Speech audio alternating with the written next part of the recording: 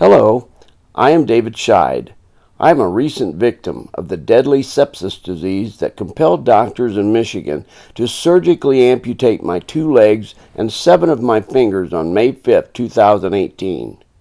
From the time of my release from the hospital 3 months later, I have been in an uphill battle with the corrupt, multi-tiered criminal enterprises of the administrative state. This administrative state is also referred to by many as the deep state, existing in every state, as the unelected bureaucracy that is undermining the democratically elected officials of the represented sovereign people of each state of this Republic of the United States. Primarily, the administrative deep state consists of powermongers who go into government as or in bed with state bar and American bar attorneys. They are the ones heading up the state and United States governments under the auspices of being the educated leaders in law, which refers to the statutory or codified laws that are supposed to govern the government servants, not the free American people, who otherwise live freely under the customary or common law. The same is true of the rules and procedures that the government servants of the administrative state must follow. Procedural due process was originally designed to ensure that substantive due process is actually carried out, leaving little up to the discretion of these powermongers. However, what has happened over time is that these deep state actors have weaponized procedural due process so to undermine substantial due process, giving discretion to every one of these powermongers without accountability to any of them. At the bottom rungs of the hierarchical government ladder of the administrative deep state are typically the career bureaucrats and dumbed-down graduates of what has long been known as the Marxist, socialist, feminist, anarchist educational institutions known as colleges and universities. These former students are the products of anti-American rhetoric and propaganda focused on destroying the traditional Judeo-Christian and Anglo-American foundation of the American way of life through deep state activism and the unauthorized use of their positions of power to undermine both the letter and the spirit of the laws and the state and United States constitutions with which those laws are supposed to be aligned as the supreme laws of the land.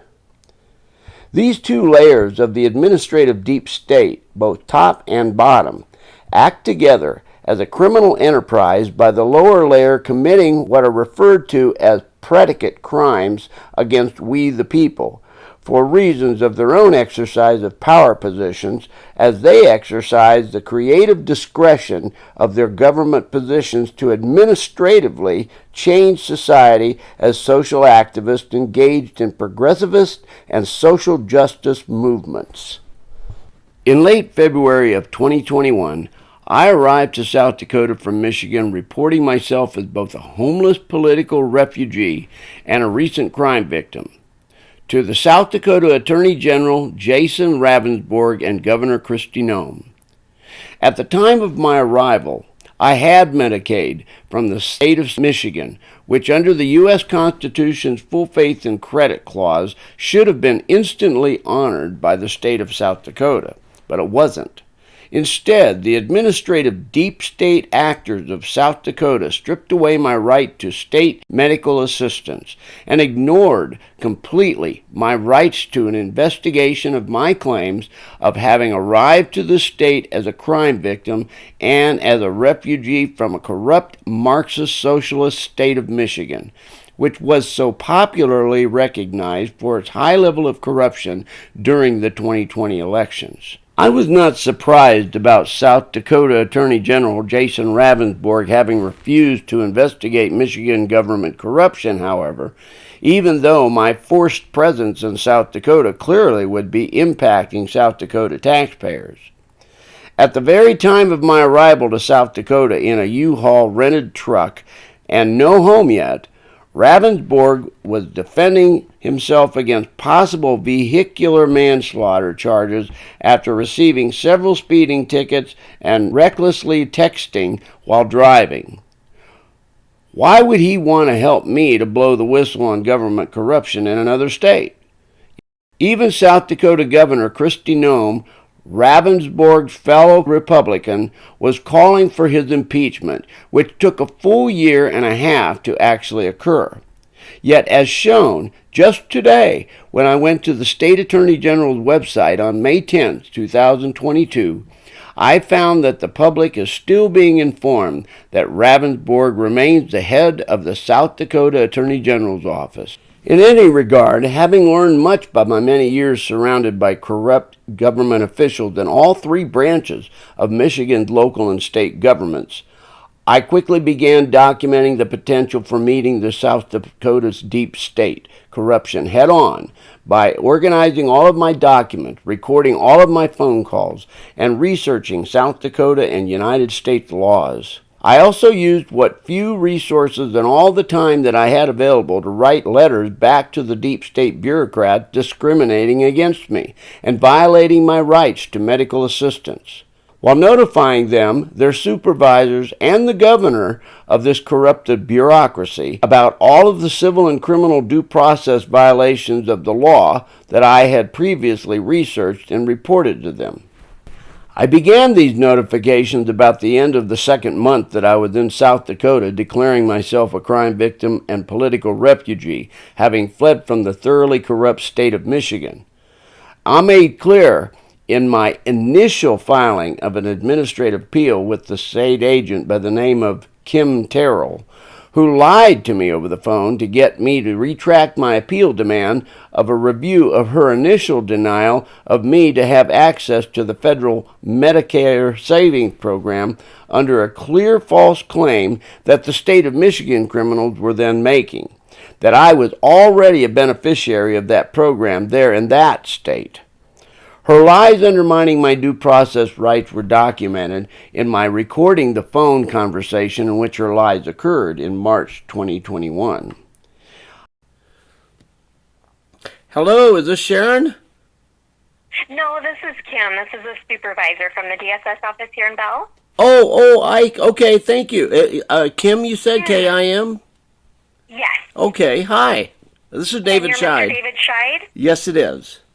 Okay, so I'm just calling to let you know what's going on here, and to follow up if you were wanting to do an appeal on this. Oh, yes, that's about the appeal, Yep, because that would be me.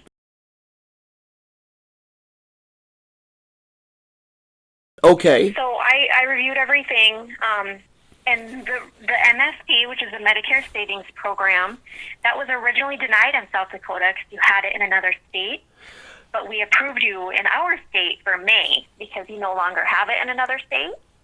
Well, if I was hoping that what I put in writing was really clear, is the other state didn't ever really give it to me, and it just so happened that because I was criminally victimized in another sense, dealing with an unlawful eviction in 8 inches of snow. I was criminally victimized out there, and I ended up homeless.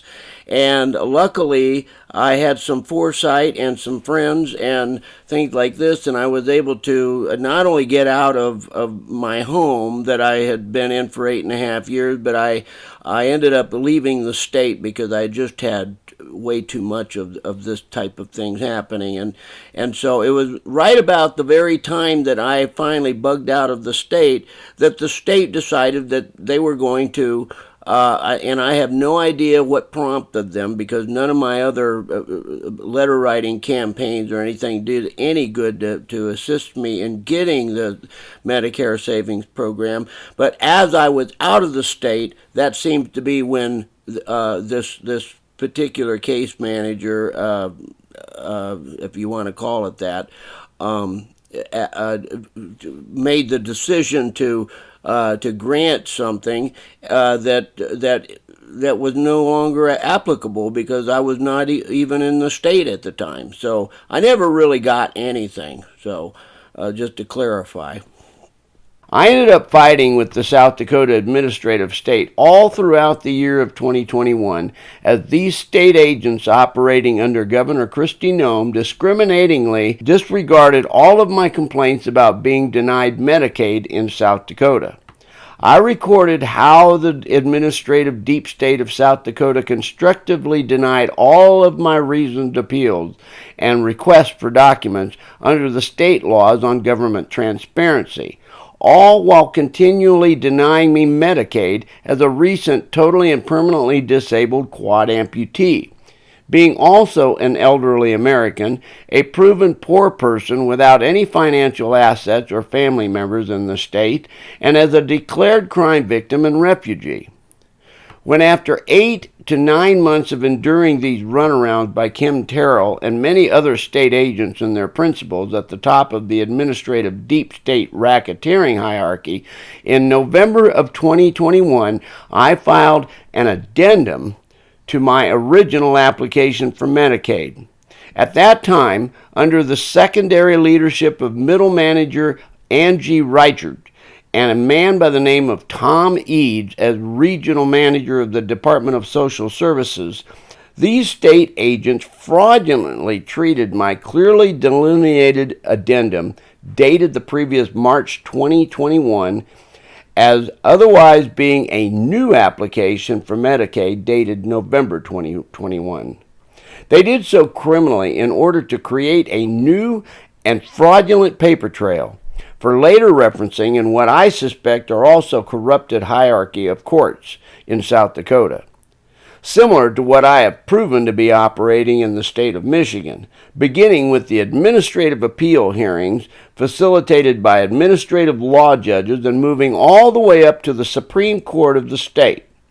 Anyone who is not an attorney and who has been in the federal courts anywhere in the United States should be able to tell you that those courts also follow the same pattern of corruption, all the way up to the Supreme Court of the United States. At the end of November, I actually met with state agents Andy Reichert and Tom Eads at the state-owned office located in Rapid City. Since I cannot drive and as a still recovering quad amputee without state health care assistance, my transportation driver accompanied me to the meeting as my witness while I openly recorded the events of that meeting for the next hour. The meeting started out by both of these state agents finger-pointing to other state agents and telling me that all of my efforts to seek remedy with them were worthless because they were not actually the state. And despite holding the meeting in a building with the state of South Dakota on the outside of that building. They claimed that they were instead some form of corporatized, subcategorical department of the state without accountability to me, and supposedly without even having any knowledge about any of the other departments or state agents associated with Medicaid, even though these other departments or state agents also reside in state office buildings, and even though they too service and make eligibility determinations regarding disabled people living in the state, and even though they all get universally represented by the state attorney general when sued by any one of us sovereign people in state courts for good reasons, such as for errors and omissions, discrimination, or even allegations of criminal behaviors against we the people, such as the criminal gross negligence and malfeasance that I have established throughout my case. We're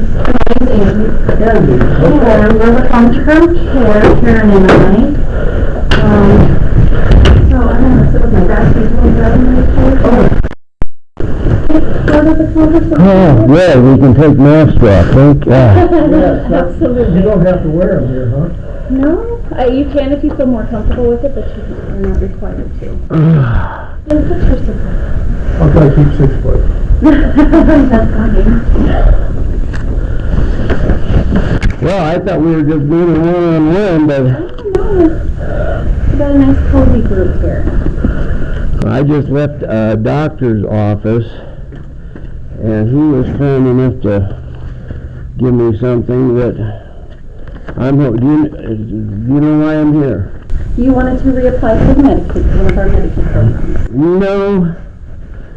No, I'm trying to get to the bottom of why my first application had not been honored. And why, here's the form that you wanted, but I'll hand that to you shortly. Could I again get who's who here? Sure, go ahead, Andrew. I'm Angie, and I'm the supervisor of long-term care. This is Karen. She works with me in long-term care as well. And this is I'm Tom Eves, Regional Manager Regional Manager. for Department of Social Services, the Division of Economic Assistance. Okay. So it sounds to me like, just getting started here, we thought this meeting was about applying, and you're here to talk about denials from the past? Correct. Okay. And so do you know that we're not the people that you want to talk to for that? Well, from my conversation with you, we were here to establish who it is that I'm supposed to talk to find out why the DSS is denying even my open records request, to give me the laws that they are using to say that I am being disqualified, not on the financial. They said that I qualify on the financial. You can see I don't take notes. I can't take notes. So I record all of my conversations and what they have provided to me and that I provided to you. Do you have any of that information that I provided? I don't have that with me, no. Okay. Is there a reason why not? Because you asked me to send you certain information, and I sent it to you by email, and email attachments, I believe, to let you know last week that, where I have gone, where I've been, sent you copies of the denials. I'm sorry, but that wasn't for me. Our conversation was about the application for the Medicaid, and I sent you that, and you were going to bring that to our meeting today. That was The application. Yeah, yep. Correct. And I clarified in our conversation that I was going to be predating this application to the date of my previous application, and that I was not going to be applying for anything new because I don't want new dates to complicate things that have already taken place. And I know government likes to complicate things. And I wanted to find out who it is that I'm supposed to talk to get some accountability over the fact that I have been told in a recorded conversation twice with DSS representatives saying that I financially qualify for Medicaid, and that I arrived here from Michigan with Medicaid, and that the Medicaid has been taken away from me by the state of South Dakota, and they have not honored federal full faith and credit to the Medicaid that I came here with, and that's fine. Just show me the law, because I found plenty of laws in the state as well as the federal that say that I, as a quad-amputee, a recent quad-amputee, am owed this as elderly, poor, and disabled. 3 different areas that I should be qualifying for Medicaid for. And that when I call on the telephone, just to make this all official, so we're all on the same page, and I would like to get your business cards, all of you. Because, as I told you last week, this is ready for me to just take to court, because it's been since March 23rd, I think, 23rd, 9, 10, 11 months, that I have been, 10 months, 9 months, that I've been dealing with the denial, and my debts are going up this way. I've got these corporations, these service providers that are saying, hey, no problem, we'll provide, here, we see your prescription, we know you have needs as a quad amputee, and we know that you've got problems with your legs and this kind of stuff, that you need permanent help. And so we'll be glad to give you those services. The only thing is, you only have Medicare, and Medicare only pays 80%. So here's our contract for you to sign on to pay the other 20%, knowing I don't have a job.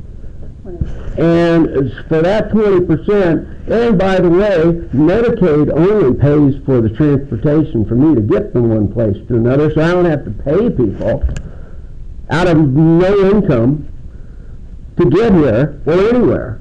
So I am paying to get to this place today, just so you know.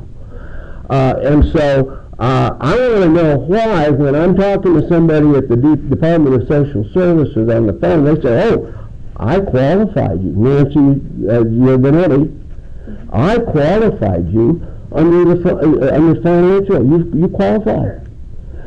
You're this other person, Laura Nord / now Laura Charter. She changes her name. She says you don't qualify because you can shower yourself and you can dress yourself with porn. And no qualifications of how I shower myself. I've seen a quad amputee go like this to shampoo his hair. He had a video showing how he does it. But does that mean he shouldn't be qualified for something because he can tell himself? Okay?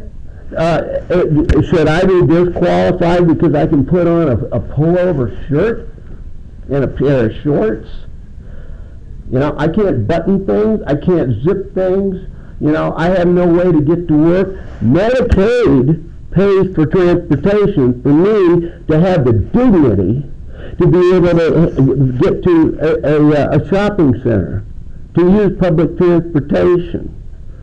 Okay? I don't have that dignity. I have to beg, borrow, and plead, crawl on my belly to people, and go to service providers, medical service providers, and say, would you please give me a hardship? Yeah, open up your entire finances, which you don't have any, but we still want you to prove all this stuff, including your apartment rental contract, and we want to know all your private stuff in order for us to handle each one of your 20%. Okay, so we're at the point where I need to sue the state and pull all these debt collectors in, and let's all sit down at a nice little table in our court, and we'll discuss this matter. Okay, so that's why I'm here today, is to find out if you're not the right person, you're not the right person, you're not the right person. Just write the name of the person down who I'm supposed to talk to. Because I'm otherwise having to go to the senators and the congressmen and to have them go to our governor, NOEM, Kristi. And I've written to her myself 6 to 7 times. I don't get any answers at all. And she's supposed to head up the entire executive branch. So if she's not the right person because she's not answering, just somebody tell me who I'm supposed to go to. That's all I want. And if it doesn't work over the phone, I'm not here in person. Got somebody to drive me. Filled up the gas tank, everything. On my credit card. Credit that is not worth a crap anymore because all of my 20%, it was exhausted before I even knew that Medicaid had been taken away from me. So even my credit's shot. The only way I can have a credit card is to secure it. I just need some help. So it looks like most of your denials, if not all of them, were from Department of Human Services. DHS. Yep. And through Laura's area, correct? Correct. Yeah. So have you requested a meeting like this with Laura? Yeah, who? Charter. No, in fact, is she DSS or DHS? She's DHS. She's DHS. Yeah. Okay, so That's where your denials are coming from. Yeah, Okay. yeah, Not but it's not DSS. coming from us. We do the financial piece and we partner with them and they do those services piece. So Okay, that's where it comes and from. you know what, the bottom line for me, sorry for raising my That's voice, fine. okay? Sure that we get it. The bottom line for me is that I'm dealing with state, okay? I'm applying for, even when I find out that I'm asking for Medicaid. I had Medicaid in the state of Michigan. I come here and I have to do all the legwork, and I put it in the form of a written complaint to say, guess what? I'm asking for Medicaid. I'm being denied from DSS. I'm being denied from DHS. I'm being denied from DOH. And I'm finding that all three of these separate departments of this state are the service providers to me as the client for Medicaid, which isn't even legally called Medicaid. It's called medical assistance. That's the legal term. That's what the legislature writes here. Nobody's did you tell me that? Did anybody from the DSS tell me that? No. Did anybody from DHS tell me that? No. Okay? Then I handed me applications to fill out. Not more than, there were more than one. Did anybody explain to me, even though you're asking for Medicaid, this is called medical assistance? Just so you know, Mr. Scheid, okay? So you know how these things work together, DHS, DOH, DSS? Nobody explains that to we, the ones that your lives depend on. Because if it wasn't for us, you wouldn't have a job. And you guys aren't doing your jobs. Nobody's explaining that stuff to me as a disabled person. You're putting me in this situation where a long-term services application is just denied. And you should have seen by the email that I sent to you, ma'am, last week, you should have seen that the denial had 2-3 sentences. Okay, and I might have it, in fact, I probably do. I got a file folder. It's got these denials in it. Okay. I took it out of here. These denials have no more than, you've been denied. Here it is right here. Your application, this is dated May 3rd. Your application, this is DSS. Your application for medical assistance, that means Medicaid, has been denied effective this date because you do not meet the required level of care. What the hell does that mean? Is there an explanation? No. Okay? Does it say that DHS is the one that's pulling the finger here? This came from DSS. This is the denial from you guys. And you're telling me here in person that the real denial is Royal Charter. Well, guess what? I sent an open records request to the state to say, you're telling me over the phone because I don't meet the level of care, and you're saying that the level of care is, because it's not here, it doesn't say because I can shower myself and dress myself this way, that I don't meet the level of care, because that's what Charter put into her records that Nancy Giovanni gave to me over a recorded phone call. And excuse me. I'm supposed to be a self-advocate. I don't know how I can make myself more clear that I cannot have my debts go up and me being turned into a debt slave on 20% when you guys want to point. I'm looking at the state. This is the state of South Dakota. It says right so on the building out here. I'm looking at the state. Now you can divide yourselves up any way you want to so that you can point the fingers at anybody you want to.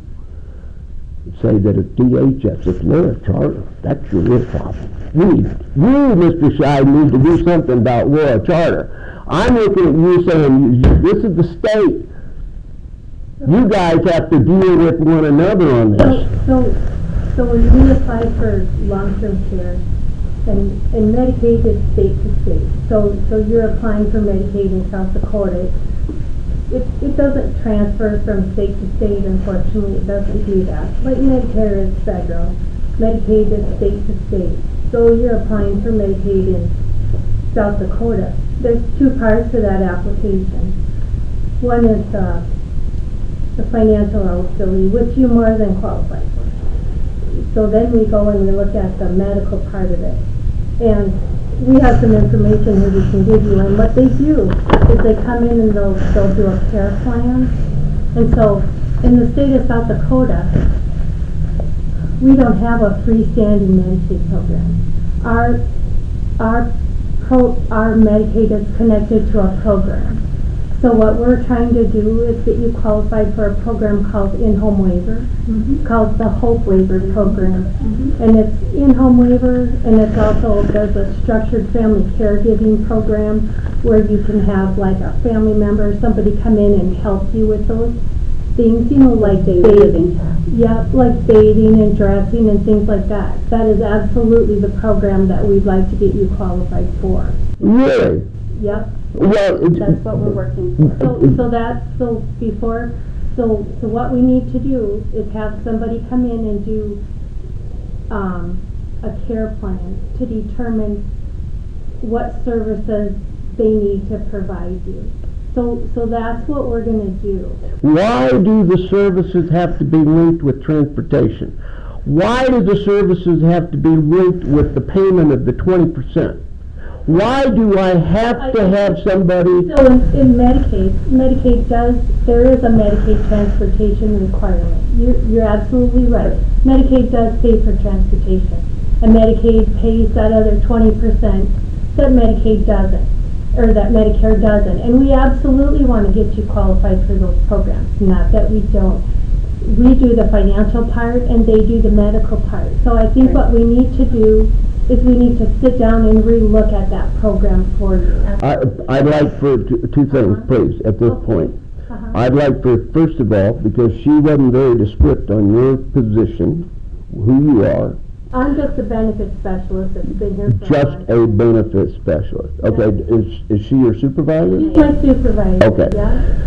Second thing is, I'd like for you to define who we are, because because I want to know whether we is the state of South Dakota, or we as DSS only, or we as the medical assistants, which include DOH, DHS, DSS. Yeah, I want to know who we are. We are long-term care. We're long-term care people. We do long-term care Medicaid. That's what we do. And what's your relationship to Jennifer Lewis? I don't even know who Jennifer Lewis is. Okay, Jennifer Lewis is somebody that I first got directed to in Pierre. Does she do the ADLS program? Assisted Daily Living Services. Yeah. She determined your Medicaid eligibility for that program. Right, and I realized only afterwards, she filled out this application. She sent me the wrong application, by the way, but she said, well, go ahead and use that application anyway. Okay, so we used that application, and she denied me for ADSL, LS, and she said, what we're going to do next is send you to, Laura Charter's going to interview you for the HOPE program. Okay? So she was supposed to come out and look at and she did, and she had her application here in front of her. Okay, then she's got a little notepad over here, and I'm sitting right here at my table, and she's asking me the questions per the application. She's writing my answers down on the side. She's not even filling out the application. And then, so about halfway through her questioning, she said, I don't think you're going to qualify for the HOPE program, but we'll go ahead and finish this thing. And all I'm doing is sitting there. You know, I mean, I'm not dancing, I'm not working, I'm not traveling, I'm just answering her question. But she's not using this form, okay? And I can't remember whether I had to sign something or not, Then I come to find, and she's getting married the following week, so she's gone.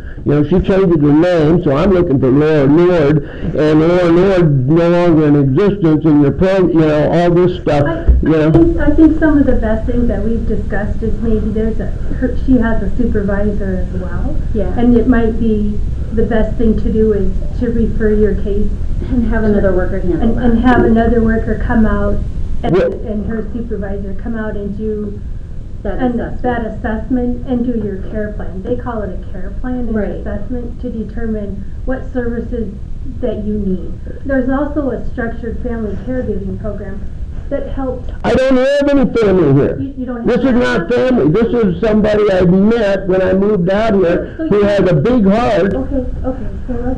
So let's just say like interim home health, Heartland Home Health. Right. Are you getting services from them now? Their charter has authorized, and it's working, 4 hours a week of a chore services company, Home Instead. Okay. Oh, she's got Home Instead coming in there? Home Instead comes 4 hours a week to help me with food preparation, clean up around the house, and chores, and even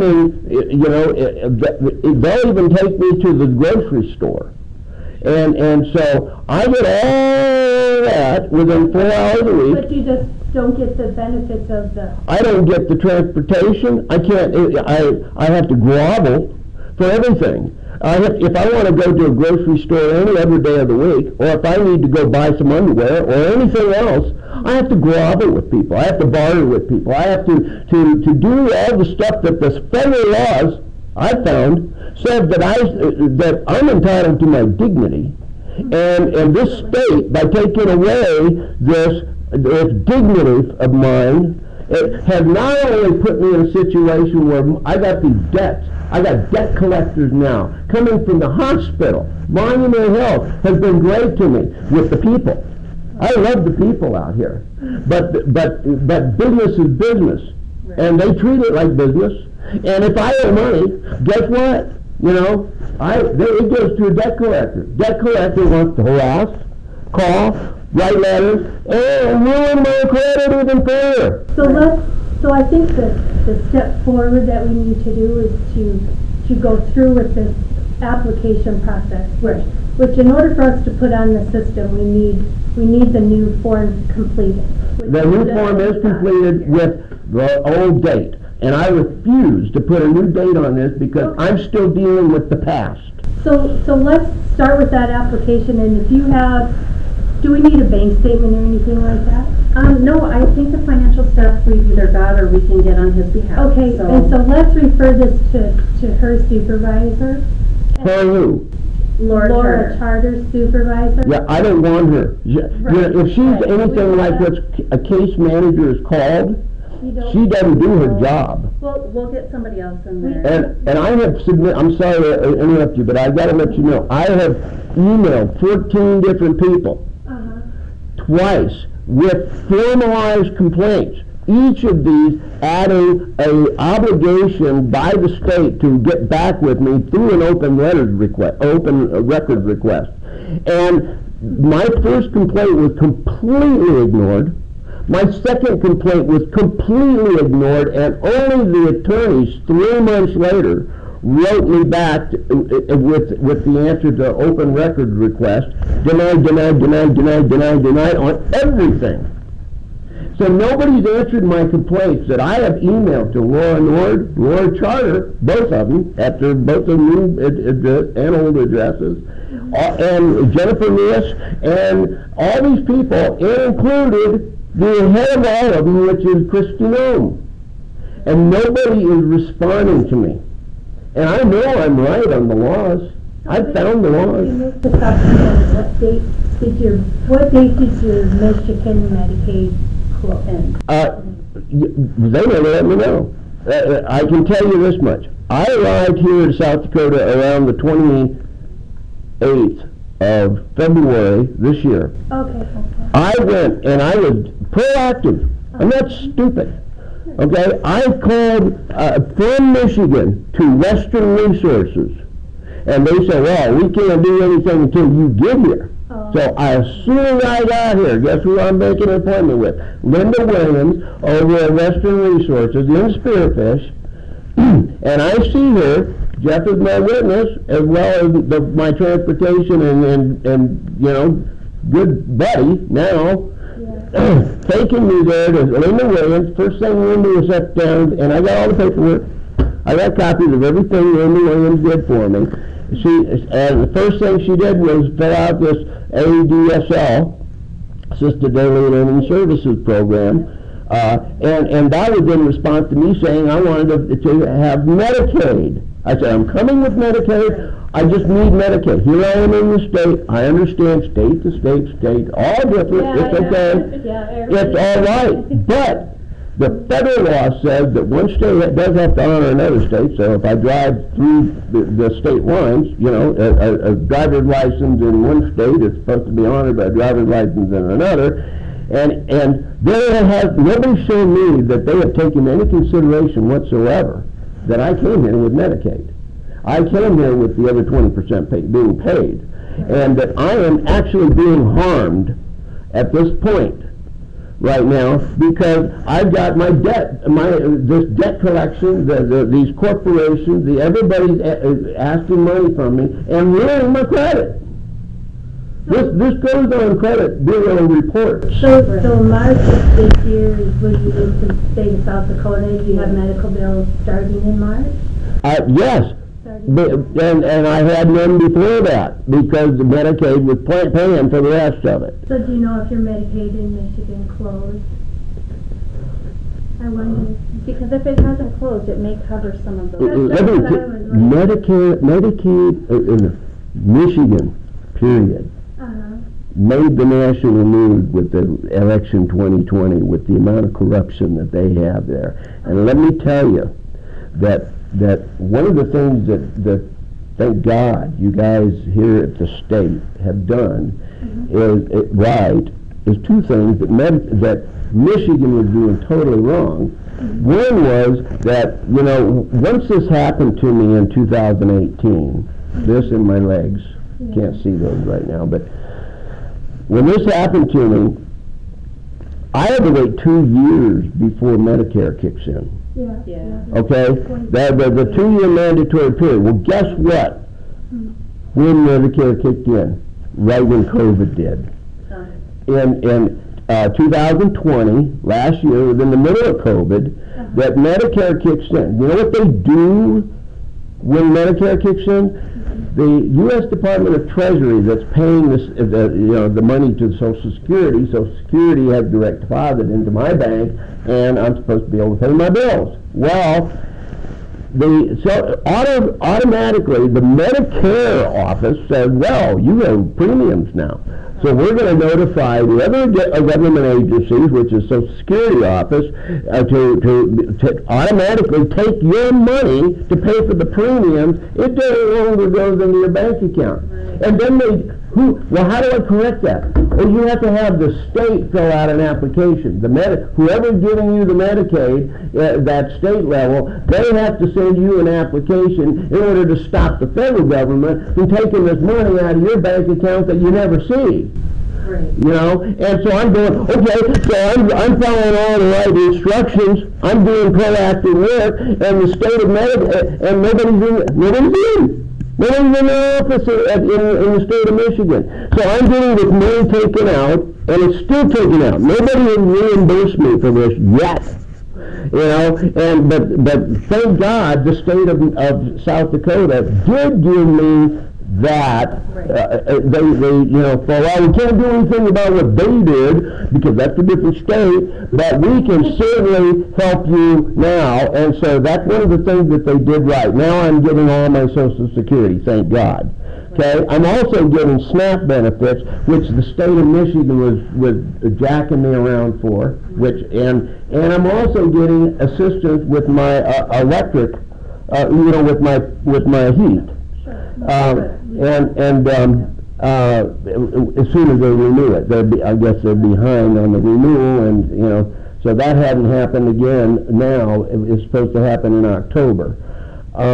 But so to your credit, as I'm talking to the state of South Dakota, to your credit, you are doing it and finally giving me the premiums back on the which means I financially qualify, you know. But we got to get by this thing that says because I can throw on a freaking pair of shorts and with this to work with, and because I can take a shower, by holding something here and maybe putting some kind of soap on. Right.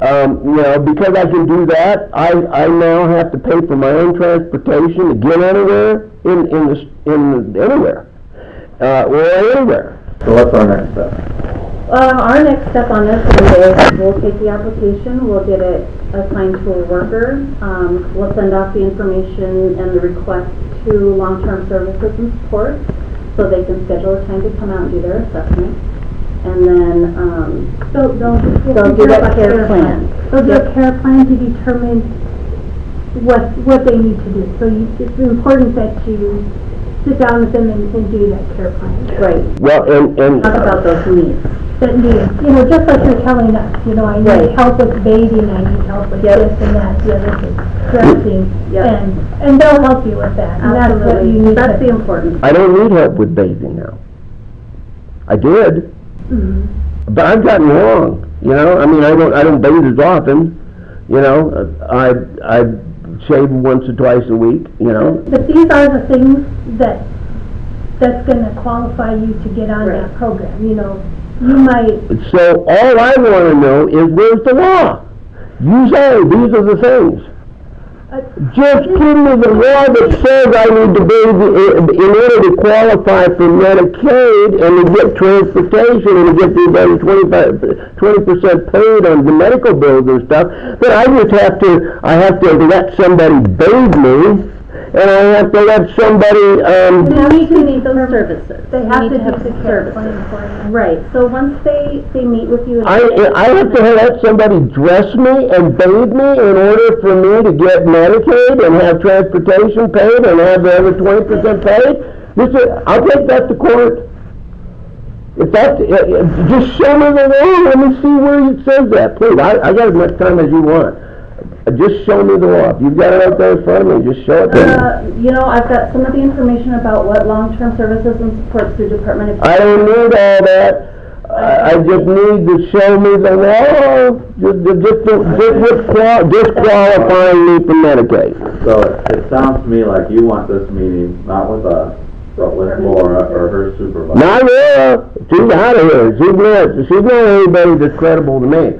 And if it's any of those 14 people going up to the governor, I don't know. You think you're done with me?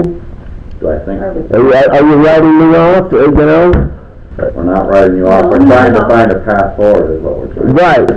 And if it means that I have to let somebody come over at this point, you've been making me deal with all this stuff myself now for the last 8-9 months. Okay?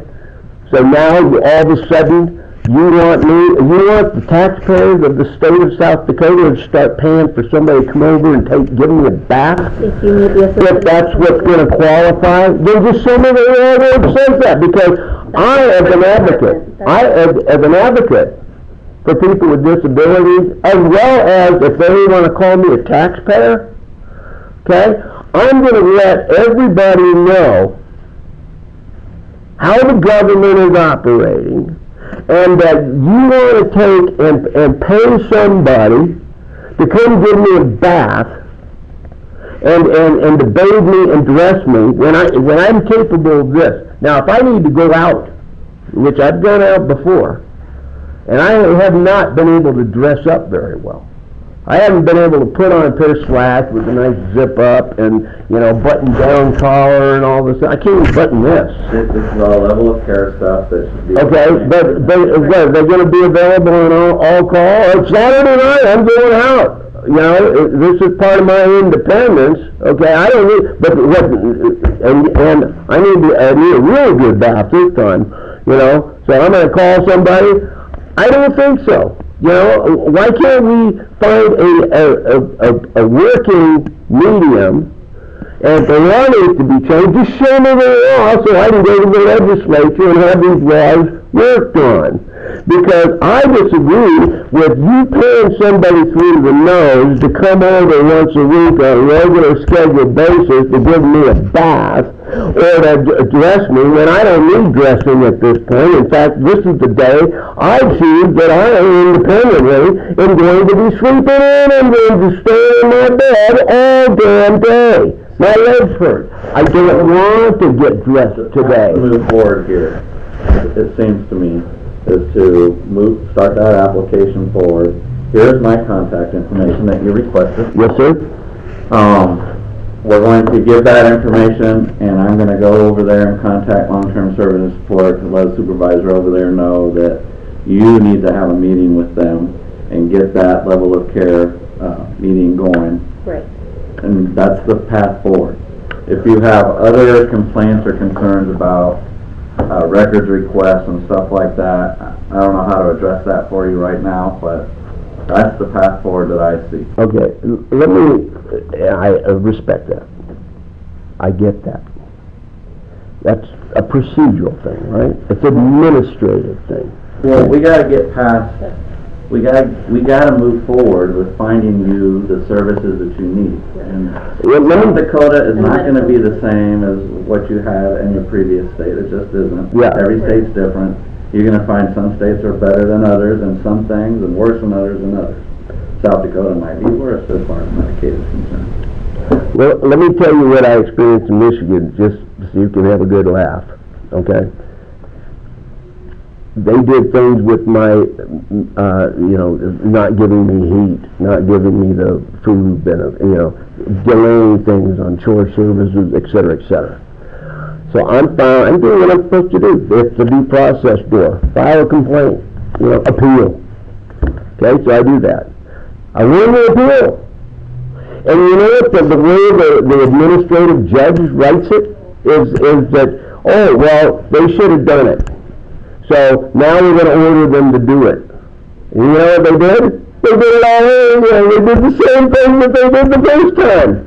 They did no good. And if you don't like it, there's another due process door. You can always take it to the circuit court for the state if you don't like that. Okay, so this is how there's always a new open due process door that they can give you. That but why are you doing this to somebody who's disabled? Why do you make them take a bath at a certain time, certain week, in order to qualify to get transportation? I don't need anybody to give me a bath anymore. I've learned how to survive. I've learned how to be independent, including in the bathtub, including putting on my shorts and my shirt. Okay? This is not what I need. What I need is transportation to give me the dignity, and I need the 20% that you guys, or your legislature, just show me the law so I can get this law fixed. Because I'm an advocate. I've been learning how to advocate for myself. Now I need to learn how to advocate for other people too. And this is not fair for you to take somebody and that wants to have their privacy in the bathtub, wants to have their privacy in their own bedroom, and all they need is the help in the transportation, and all they need is the help to pay the other 20% so they don't become a debt slave and have people knocking at the door and their credit ruined. My credit that's part of my independence. Right. And all the laws, I used to be a special ed teacher. All the laws are supposed to be set up to give people the opportunity to be independent. And what are you setting up here? You're setting up my dependency on somebody to give me a bath that I don't think I need anymore. You're setting up a dependency on somebody to give me clothing on my body that I don't even think I need anymore. And you're ignoring the stuff that I'm telling you flat out that I need. And you're saying, well, you don't get those unless you pay a whole bunch more money, unless the taxpayers pay a whole lot more money for these other people to come that you say you don't need, Mr. Scheid. There's no sense in that, and you're not showing me the law when I submit this stuff to your attorneys at the state level. How can it be fixed if you don't admit it? You're telling me this over the phone, that it all ties together, but I'm saying, show me.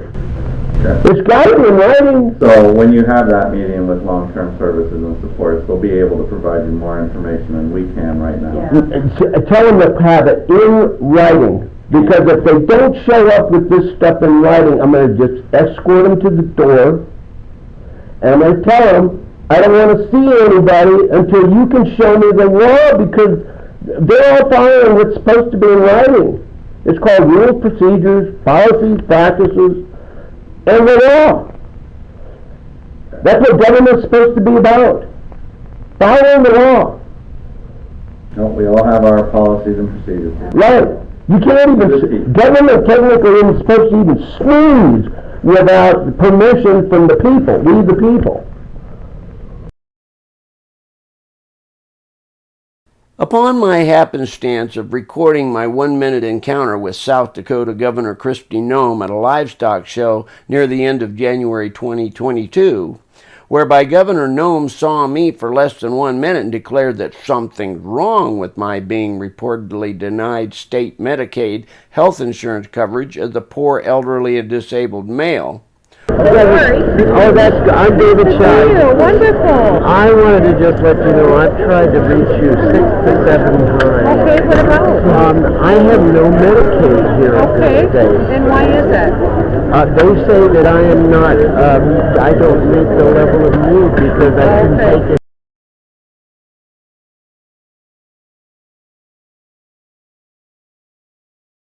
Because I couldn't take a shower by myself, and because I can put a pair of shorts on and that is the sole reason. I've got that on the phone, but they don't put anything in writing, and I've submitted a point. Okay.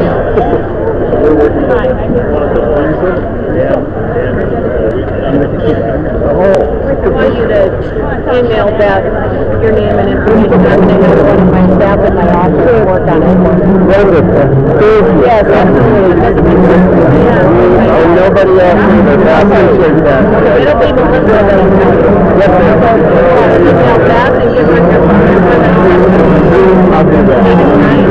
Yes. Her office ordered Tom Eads, Angie Reichert's boss, to telephone me on the governor's behalf. That phone call, which I also recorded, was one in which the Department of Social Services regional manager, Tom Eads, began the call by stating clearly that he was calling me on behalf of the governor of the state. Yet when I talked with him as if holding such authority and accountability that goes with that governor's office, he turned nearly immediately around and again claimed in nearly the same breath that he can only account for the actions of his own specialized department. I instantly saw that he was using a double-edged sword to both hold authority but shirk accountability. And I let him know it in no uncertain terms on that recorded call. Yes, who's calling? This is Tom Eads. I'm a regional manager with the Department of Social Services in Rapid City. Yes, I met you back end of November. Yep, that's right. So I understand that you were speaking to one of the governor's staff or something like that, and you wanted to call back immediately. Well, that's what I'm doing. Oh, well, I was hoping that I'd get that from that person that you don't understand who it is exactly, but I think it was, her name is Beth Hollitz, is the message that I left for. So it was hopefully that she was going to call me back, and the complaint actually included you, and the fact that all the details. I needed somebody to call me back after reading the number of pages that I wrote. I think the date was February 6th or something like that. So if somebody's calling me back and they haven't read a darn thing that I've written, then I don't think there's any point. I've got chore services here right now, and I have a need because I don't have Medicaid to pay for my transportation.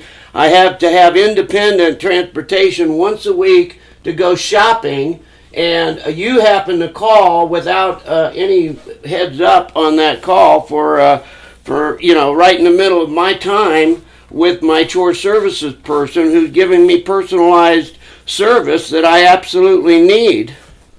And only for 4 hours a week is what the state of Michigan or state of South Dakota is helping to pay for. And I have no Medicaid whatsoever to get transportation any other day of the week. And when I let you know about all this in a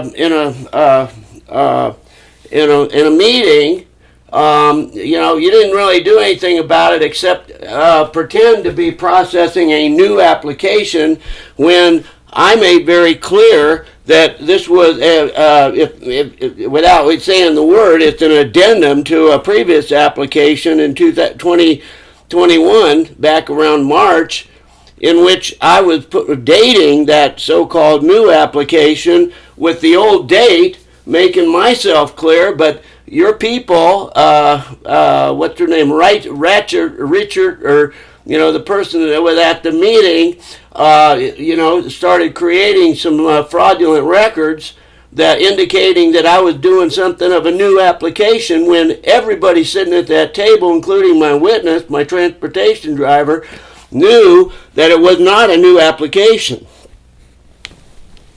So all I can speak to is what services the Department of Social Services offers to you. Are you aware that you've got a interview scheduled for next week to renew your SNAP benefits? No, I do not. I am not aware of that.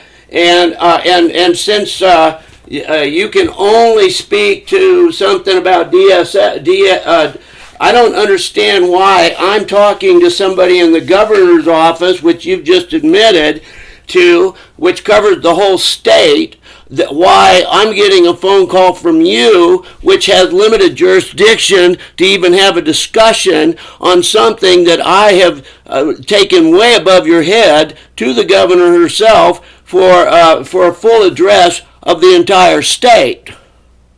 So are you saying that you would prefer to be speaking to somebody from the governor's office and not me? The governor herself wanted me to speak. Yes, if you can pass this message on.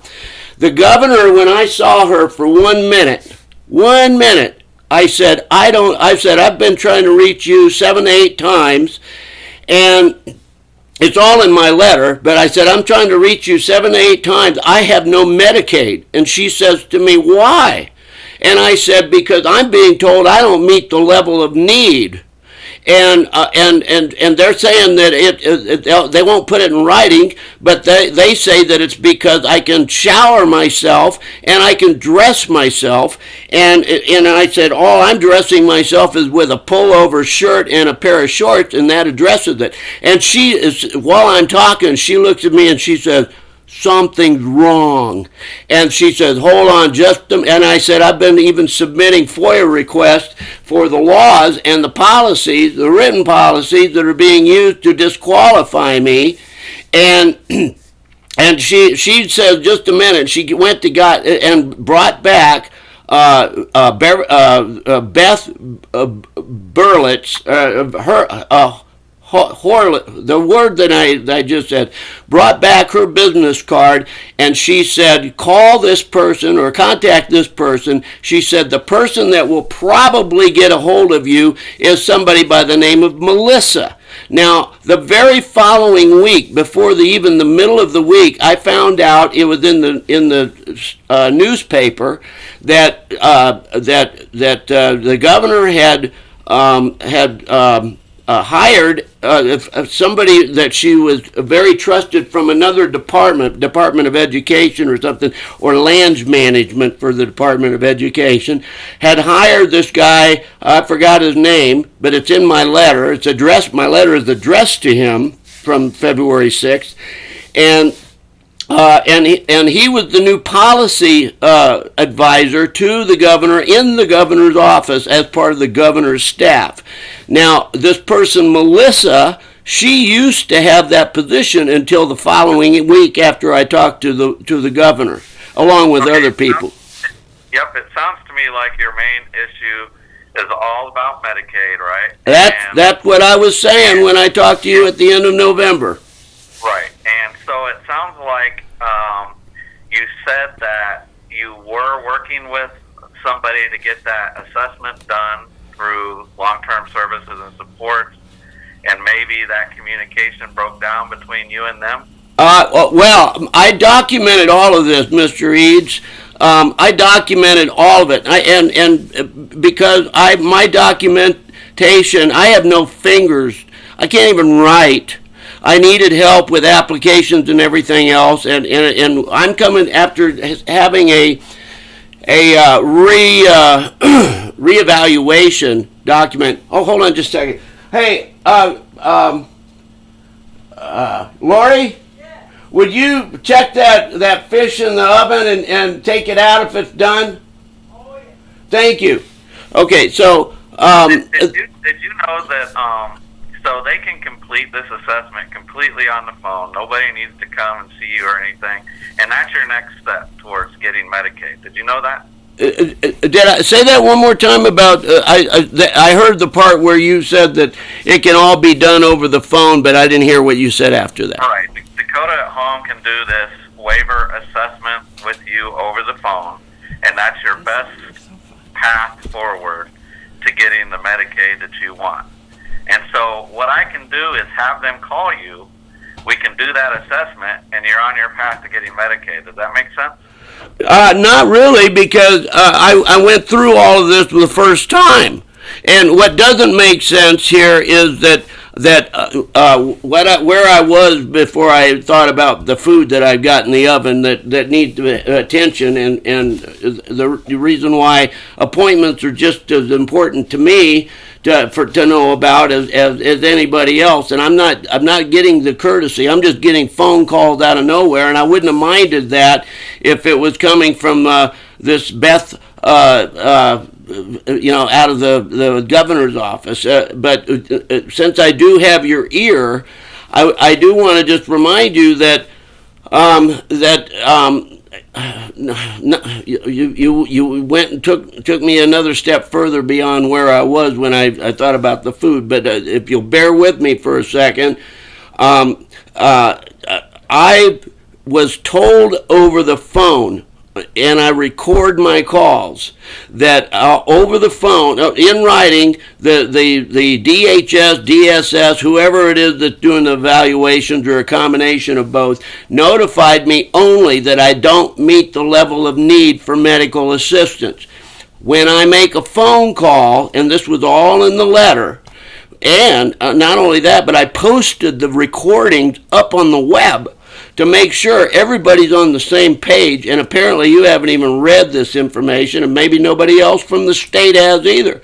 But I made clear when I called back in, I don't know, May of 2021, I was inquiring from two different people at the state level, whether it's DHS, DSS, I don't know. Right now I got all the proof, but it's complicated, and I don't have the record right here in front of me because nobody gave me the courtesy of preparing for this talk.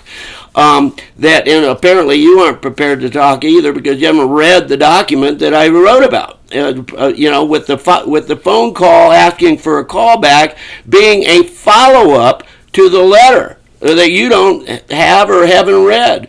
But well, I'm just trying to get the quickest resolution for you possible. And you said that what you need is Medicaid, and I've said if we can get you to do that.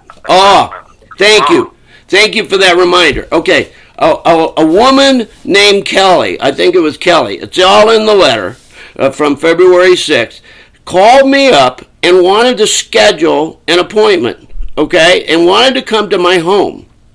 And what I said to her was, look here, I've got FOIA request, open record request, which under the law, you know, I'm entitled to participate in my own medical decision making, which includes whether or not I need Medicaid.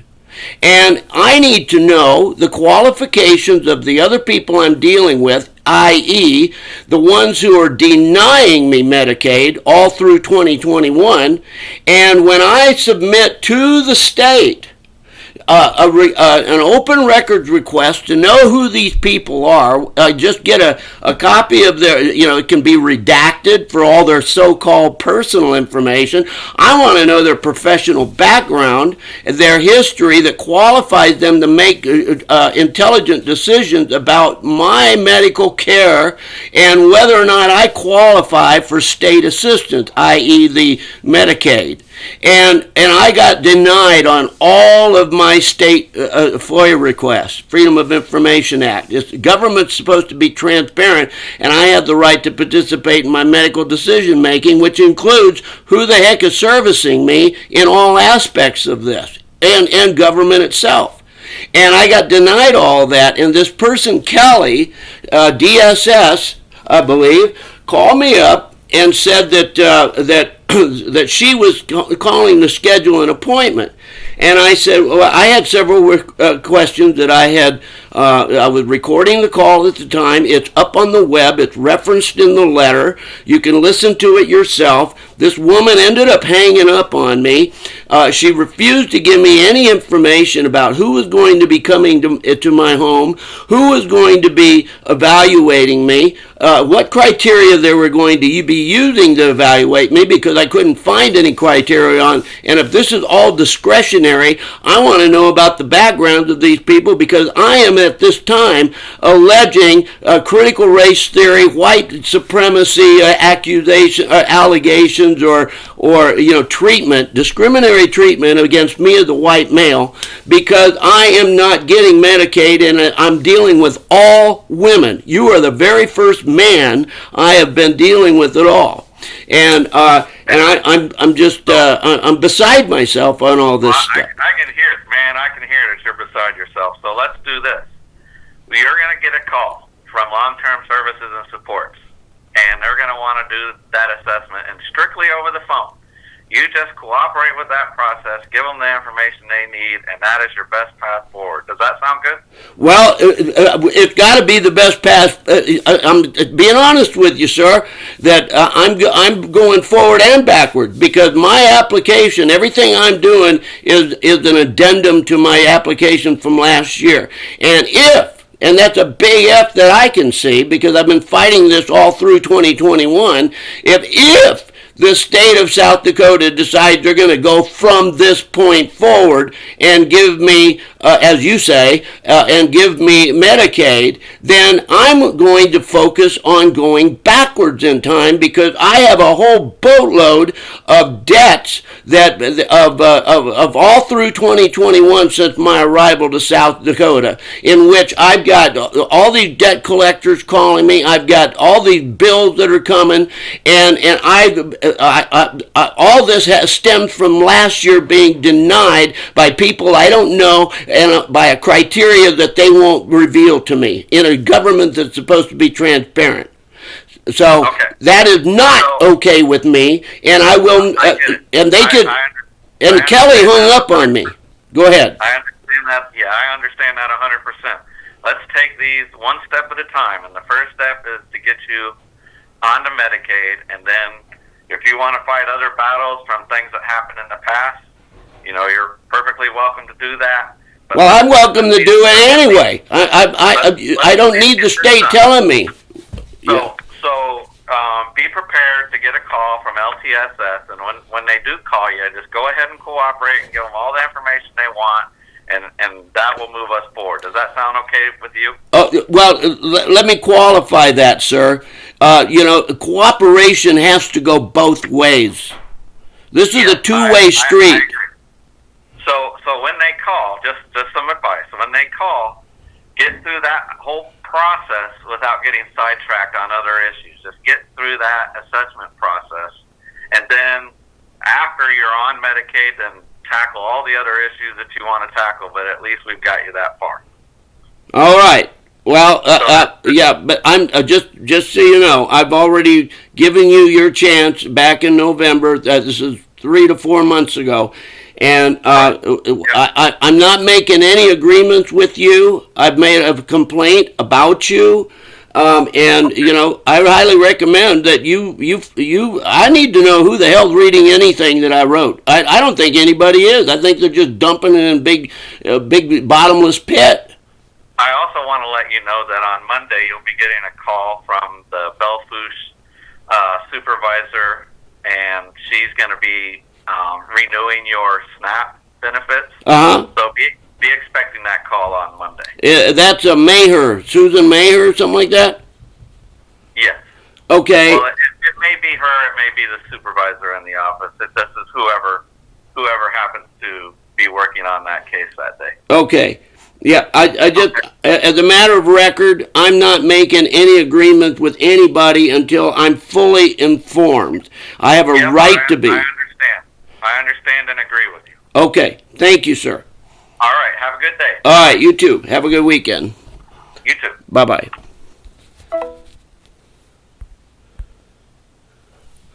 All right, today's date is February 24th. It's Thursday, 2022.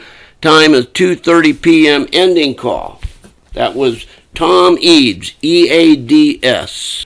As my recorded conversation with Tom Eads proves, this agent of the state, claiming to call me on behalf of the South Dakota governor, wholeheartedly agreed that I am owed answers back from the state as to the qualifications of the government agents involved in my health care decisions, and the written laws, policies, and procedures being used by them in making their medical decisions about my level of need as a disabled American man. Yet since then, the state agents that I have been continually forced to deal with without any further intervention by Governor Kristi Noem's office have continued to deny 2 more so-called new applications for Medicaid, and many more of my open record requests submitted in the spirit of government transparency, which altogether gave me just cause for filing yet 2 more appeals against the state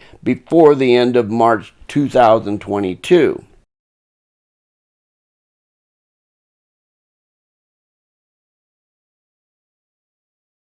I've got an incoming call from 605-892-2731, Belfouche.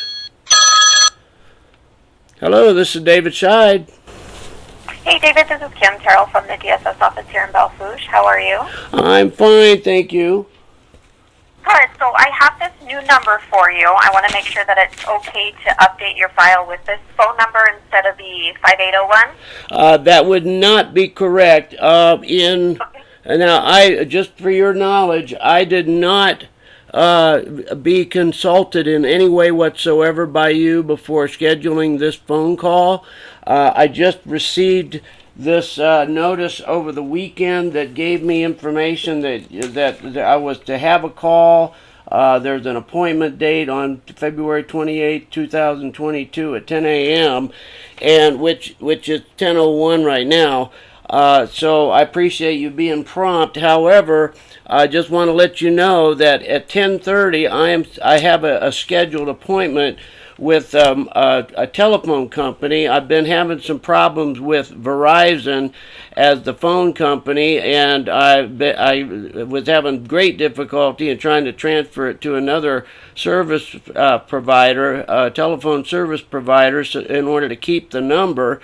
And because I depend so much on that as a quad-amputee here at home alone, and without any kind of a 911 emergency system set up here, so I am having that phone number installed at 10:30, I have an appointment. I don't know if the person's going to show up early, late, or on time, but my appointment today is at 10:30 to have that number installed as a landline at my phone, at my home number, and I do not know how long I can afford to keep this number that you called me on today, this 80, I don't even have it memorized yet, but so to try to replace it, to put it there instead of the term you used, that is not a good idea. I do not recommend that you do that. So please do, use your own judgment as you always do as a person of the state. So I can only say that I'm doing my absolute best to keep that phone number. Okay, so we'll leave that, and we'll add this as a secondary, and we can always change that later. So back to your concern about the interview, it shouldn't last very long. We have everything we need. We just need to go over this application quickly. Yes, and I. Or would you like to continue to proceed? Well, I did have. I spoke Thursday, I believe, Thursday or Friday, on a recorded call with Tom Eads, and he and I had agreements on a number of things. One of those was that I am entitled by law and everything else to, and that he agreed to it. That I to be fully informed, and I saw one as the DSS regional supervisor. From my understanding, that I don't know who's who, whether they're working for DHS, DSS, or whatever. But your correspondence and your business card says that you are employed as a benefits specialist supervisor for the DSS, and his business card says that he is a regional supervisor for the DSS. So am I to conclude that he is your boss? Yes. Okay, so with that understanding, he's agreed that I will only proceed with any interview as long as the interview is conducted as a two-way street. And that's the term I used on a recorded line that he agreed to. And so, you have to understand, Kim, if you haven't been reading any of my letters, that I've tried to include you, all of your associates, who I don't know who's part of what team or anything else, and I just got a FOIA request, Freedom of Information Act under the Government Transparency. I guess the law says here it's Open Records Act. I just got one response from DSS, which did not include much information that I was asking for, and the DHS has still yet to respond. They've asked for more time, so I don't know who's part of what team or anything else, and I don't intend in this short amount of time, if we indeed do this interview today, that I'm not going to explore that, but I am wanting to find out if you have anything to do with long-term services and support, or Dakota at home, or any of these other acronyms that have ulterior meanings to the DSS as coming from and meaning the so-called state of South Dakota. I don't work for long-term care or LTSS or Dakota at home. Okay. Just trying to renew your SNAP benefits. Okay. You have to do that yearly. Okay. Yes, and I comprehend that. And so that's, hold on. Let's see. Okay. So I did want to find out the SNAP benefit. I appreciate it. I'll answer your questions here, but if you want to ask me, you ask me one, I ask you one. So you can go ahead and ask me another one. Okay, so you did indicate on your SNAP application that you're needing a new EBT card. I want Yes. to confirm that's correct. Okay. Would you prefer to call EBT customer service, or would you prefer me to have state office email? Or excuse me, Well, let me ask you this. Maybe I misunderstood the question, because everything that's put into a form is interpreted by whoever creates the form, and whoever writes on the form is it pretty much is subject to their own interpretation as to what they see on the form, because they're not being allowed to just ask what they need on their own. Unless they write all over the form, which I have a tendency to do. But now that you've brought this up in the framework of needing a new EBT card, I don't think I need a new card, because I still have the old one in my wallet. I haven't lost anything, except I might have been confused with needing a new food benefit for upcoming year, as opposed to needing a new physical plastic card. So if it's needing a new plastic card is the question, my answer is no, I don't need a new card, unless a new card comes with the new benefits for the upcoming 22-23 year that I'm having to reapply for, or recertify for. I see. A new card doesn't come with it, so since your plastic is good, then we will just say we don't need a card. That's what it's asking, so I can Okay, good. update that. Okay, so my next question is this SNAP benefit, SNAP card, SNAP benefit, is it a state benefit, or is it a departmental, i.e. DSS benefit?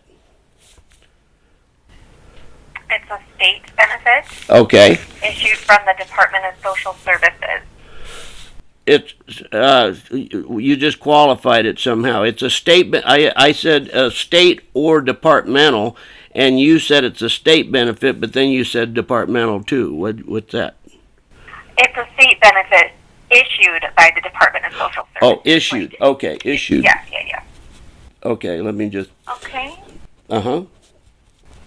And I just want to confirm you still live alone. That is correct. We're Okay. going to renew your Medicare savings program as well, but I've already done that. That portion is complete. Well, hold on just a second, right there, because I did get 3 different letters from you issued on the same day, and one of those was for a flat-out denial of my medical assistance program benefits application, which, as I've been fighting this since 2021, has always been an addendum up through until now. The letter I issued you on the 23rd said I'd completed the required annual review of your Medicare savings program eligibility. You are eligible for the SLMB, Special Low Income Medicare Beneficiary Program. The state continues to pay your Medicare Part B premium. That's the letter I issued when I renewed that program for you. Right. Yes, I have that too. That was the second letter. The first letter was regarding this recertification verification for the SNAP. Second letter was for that long, what you just said. And the third one had to do with the denial, flat-out denial of Medicaid medical assistance, i.e. Medicaid, which I will be appealing. Oh, okay. So I see what letter you're talking about. Okay. But you just said, there is no qualms about it. I record all my calls, including this one, and you just said that you were asking me about the Medicaid benefits. It seems like you've drawn a conclusion from which you're now drawing questions about. So I'm lost. third letter that you were talking about, Yes. you indicated on your application that you had physical, mental, or emotional health conditions that caused limitations. I was very The letter specific, that so you that got. when you say I have these things, mental and all this stuff in general terms, that's misleading, because I was in anything. And please, that was going to be one of the other next questions I was going to ask, is what particular application or document, what's the date on the document that you are referring to when you state that? Because you did not state that in your letter. And I've had so much correspondence with the state, I don't know which one you're talking about. The letter that I believe you were speaking about is dated February 23rd. Yeah, yes, and you mentioned in general terms that this, that, or something else, and that, based on that, you were denying medical assistance. I don't have the letter right in front of me, but I can probably get it in about 1 minute or so, because it's across the room and I don't have legs, and I'm totally dependent upon mobility inside my apartment in order to get from even 10 feet away from the bed. So all of these things go toward my reason for I should qualify for Medicaid, because I have all these needs besides the so-called mental and other types of things for which your letter says that I'm being denied. So I'm asking you to qualify for me the basis of your letter that you're referring to, in which you claim that I have written those things down about mental and other disability or problems or needs. Please provide me the date so I can find the exact letter, and I can have your letter in the right hand saying that this, that, or the other, and I have in my other hand, I have my letter which does not say that. Okay? Please provide me the date, Ms. Terrell. Okay, David, I don't understand your question. That was a long explanation I didn't understand. I was just reading the letter that was mailed to you, because on question 41 of your SNAP application, you marked yes. Does anyone have conditions that cause limitations? A question on... So when you answer yes on that, I have to refer your Medicaid application to long-term care. Okay, so the question on what date application, please. What date was the I'll just try. What date was the application? 5 words. I hope you can comprehend that, ma'am. That what date of the application that you refer to? That your application was received on 2 dates. The first page was received on February 2nd. The remaining full application was received on February 22nd. And February 22nd, you said? Yeah. 22nd. Okay, you're talking about the first page and all the rest of the pages that I sent by email, because I also sent it by mail. Yes. By email. It was originally first received by email on February 22nd. Okay, and then you probably should receive it. I think I just sent it like Friday or Saturday by mail, in the envelope that you provided. Have you received that yet? Yes. Okay, received. Okay. All right, and that was probably just today then, or Saturday. Over the weekend, probably. Right. Okay.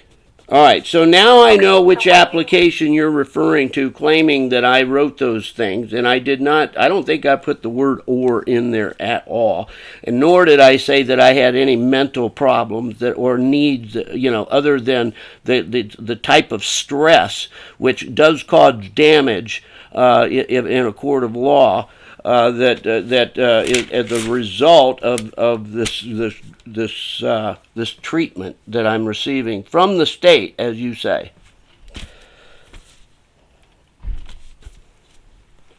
Okay, so thank you for answering that question. If you can get on to the next question.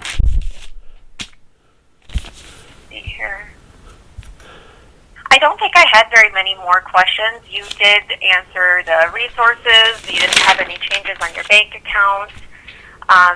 Medical costs, I want to just clarify that. what would you say is your out-of-pocket monthly medical cost? I don't have money. I don't have income.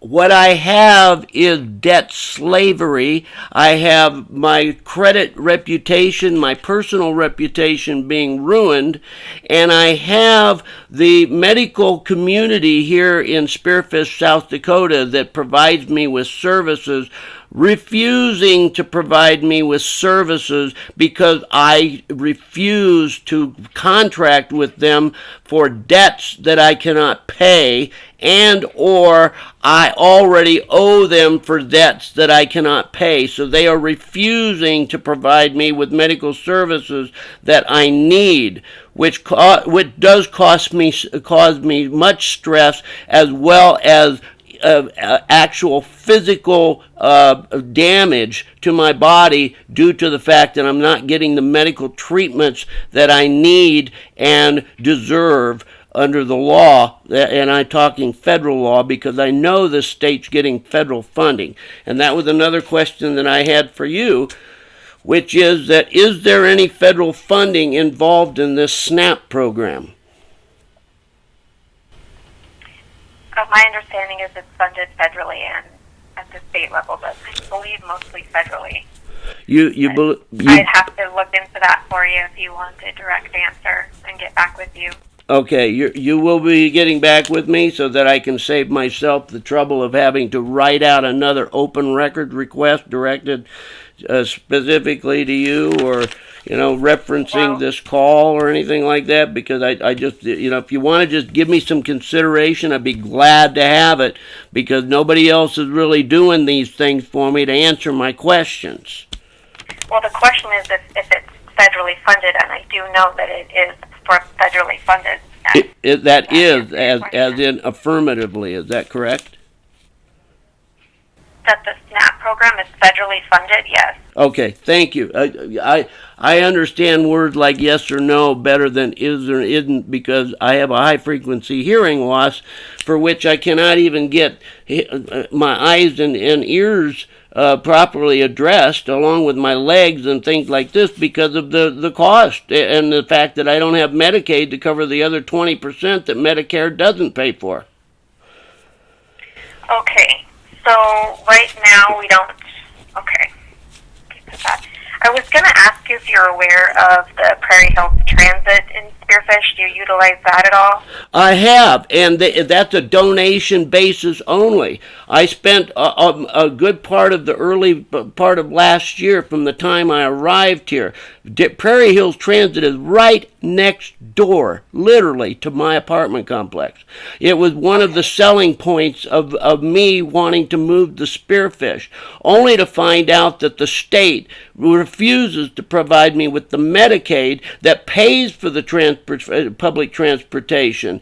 Otherwise, I'm asked for donations, which sent me so that I don't get humiliated, and humiliation and proper consideration for the integrity of disabled people plays strongly, as federal law says, that I should not be humiliated and made to grovel for transportation. So I had to leave the daily request for donations in order to get Prairie Hills Transit, to try to find other transit, free bus passes was what I'm looking for, and I ended up with going to senior companions, only to find out that what ride was provided to me to get to places that I needed to go through senior companions, that it ended up being a woman actually looking for companionship,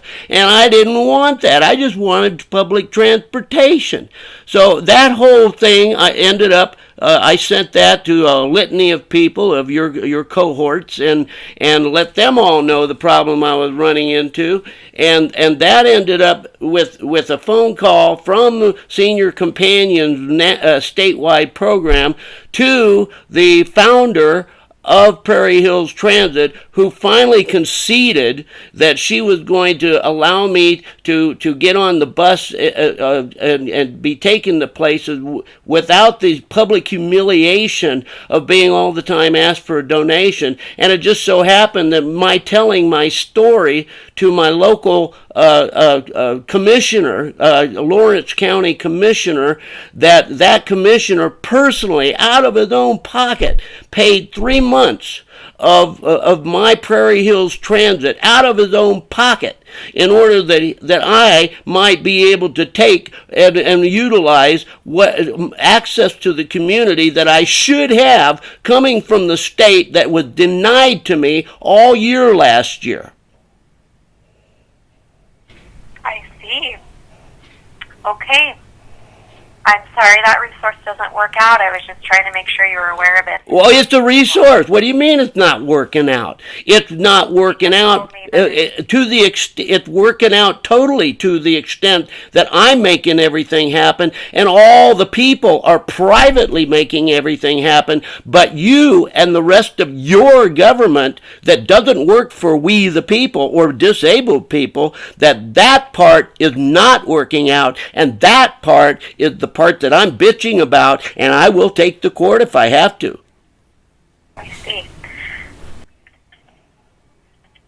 Just so we're clear on the difference between what works with the private and what is not working with the government.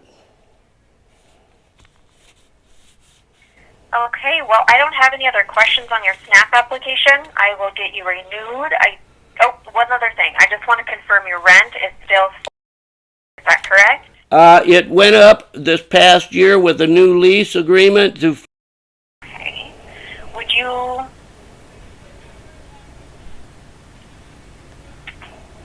Oh, I've got to do the legwork? You want me to go to the post office? You want me to pull out things? You want me to go to the copy machine and all this other kind of stuff? I have to do all the administrative work to verify $2 a month? Well, no, not necessarily. That's what I was going to ask you. Would you prefer me to call and verify that with your landlord? Sure, sure. Well, I've already signed releases that you can do all the verification that you need. Why do you ask me when you've got that in writing already, Ms. Terrell? I asked you because, David, some clients like to submit their verification so it's on file, okay? I'm not trying to make it difficult for you. I'm asking you what you prefer to do. Oh. You just told me you prefer to have me call, so I will do that. And that's the last thing I need for your SNAP application renewal. Okay. So I will let you go unless you have any other questions. Well, I do. I'd like to know who and when because per my recorded call with Tom Eads, at the end of the call, at 16 minutes and 51 seconds, he said that I will receive a call from Belfouche supervisors,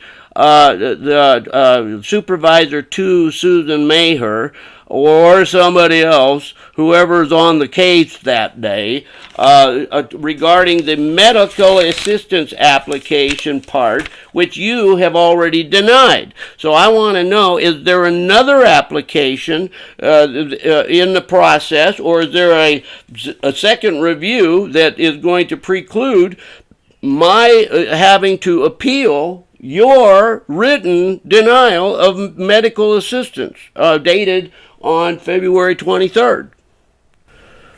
The phone call referencing the Belfouche supervisor contacting you is in reference to your SNAP renewal. No. Your Medicaid application was referred to the long-term care department based on... Oh. Okay. So that was referred to them. Okay. All right. So you got record on that it has already been referred by Tom Eads to the long-term services and supports? It's been referred, yes, to their department. Okay. So I'm to expect another phone call at some point probably, I don't think I'm going to even get the consideration of a scheduled appointment. I'm just going to have somebody on the whim when it's convenient to them, instead of the person who's the client, the person who's disabled, the person who really struggles in order to make sure that callbacks are communicated and all this stuff. So if you can make a point of putting into the record that I would like the courtesy of a simple courtesy of a phone call with a request to schedule an appointment in which I am an active participant in the scheduling. That would be much appreciated, as well as, professionally expected. Yes, I can forward that message along, no problem. Yeah, unless I'm being treated as a slave in which you just call me whenever you feel like it, like you did today, just scheduling on your own without any kind of a courtesy call to say, hey, could we participate in something together instead of this master-servant relationship that the government wants to have with me? I'd appreciate that. Oh, and I do have somebody at the door now to install the phone. I've got to go. Thank you. Right, Perfect timing. You have a good one. Bye-bye. Bye-bye.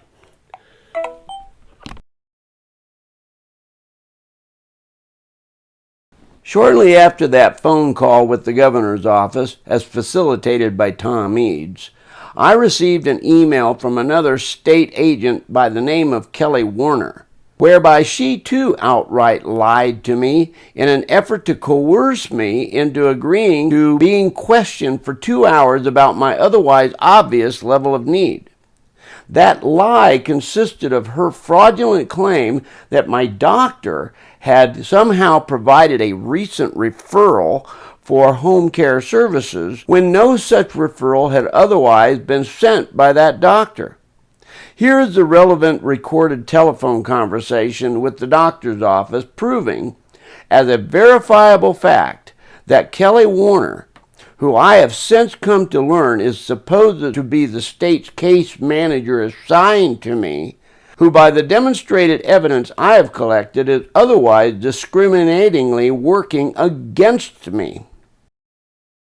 Today is March 1st, 2022. I just got a message from somebody by the name of Kelly Warner, W-E-R-N-E-R, working for the DHS for the state of South Dakota. And she has informed me that that she has received from my doctor a referral for in-home services that I know nothing about. Wants to have an interview with me on this. So I am going to call her. Actually, I'm calling my doctor.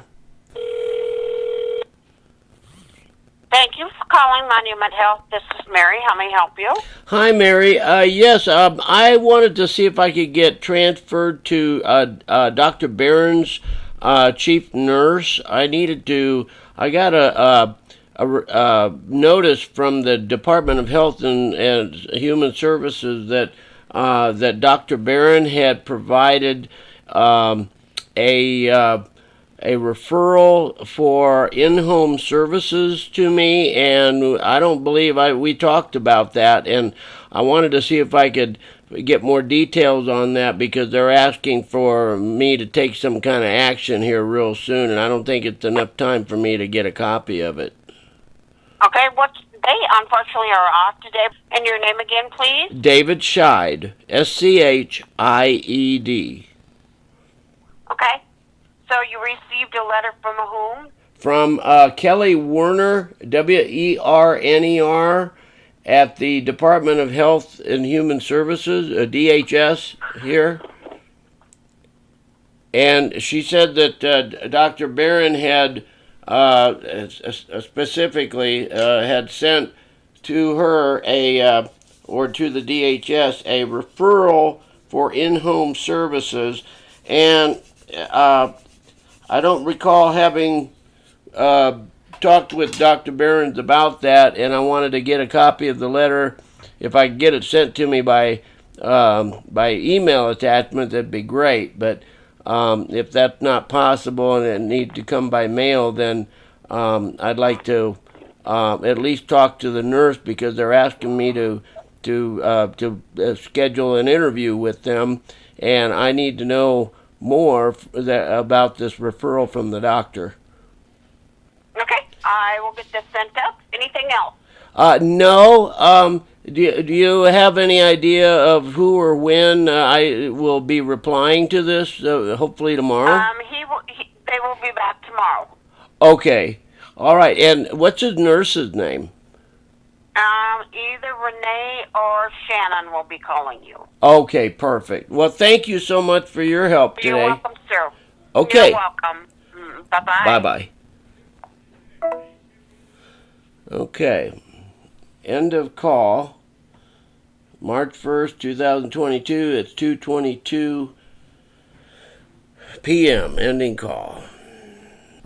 Okay, I just got a call from Renee at the health clinic at Monument Health. It says, "Hi, this is Renee from Monument Health Clinic.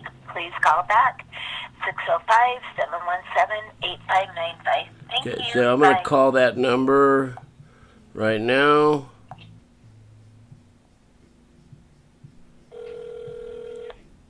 California 10th Street, this is Angela. How may I help you? Hi, Angela. Yes, I was calling Renee back. She left a message with this number, wanted me to call back. What's your name? My name or her name? Your name. My name is David Scheid, S-C-H-I-E-D. Okay, hang on one moment. Okay. This is Renee. Hi, Renee. This is David Scheid. I was returning your phone call. Oh, yeah, David, I was calling you because you wanted to visit about a letter. Well, I got word, an email, that, are you Dr. Barron's nurse, or who are you? I am Dr. Barron's triage nurse. Dr. Barron's isn't in the office on Tuesdays. Oh, okay. Well, I got the DHS sent me an email wanting to schedule an interview with me, and claiming that Dr. Barron's had submitted I gave all the details. I don't have the email right here in front of me, but it was a request or a referral for in-home services.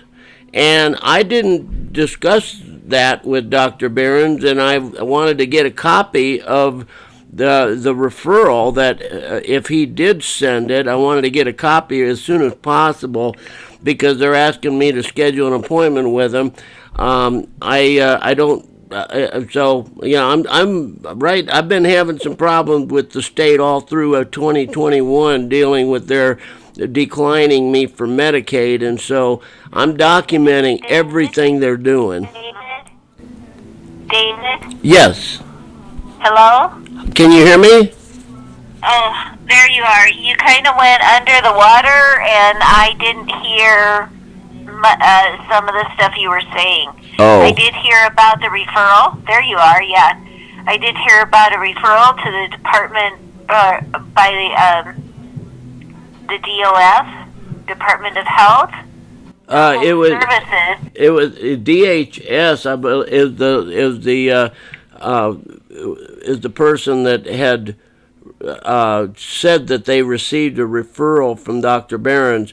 But what you probably missed is that I'm just documenting everything, because I had nothing but problems from all of 2021, and they're denying me Medicaid, and I'm a quad-amputee. Okay. Okay, well, I don't have a referral from Dr. Barron's. The last referral from Dr. Barron's that I show is physical therapy, and that was in June of 2021. Okay. Well. Is there an order for? There's a DME. Yeah, I don't see any order from Dr. Barron's to the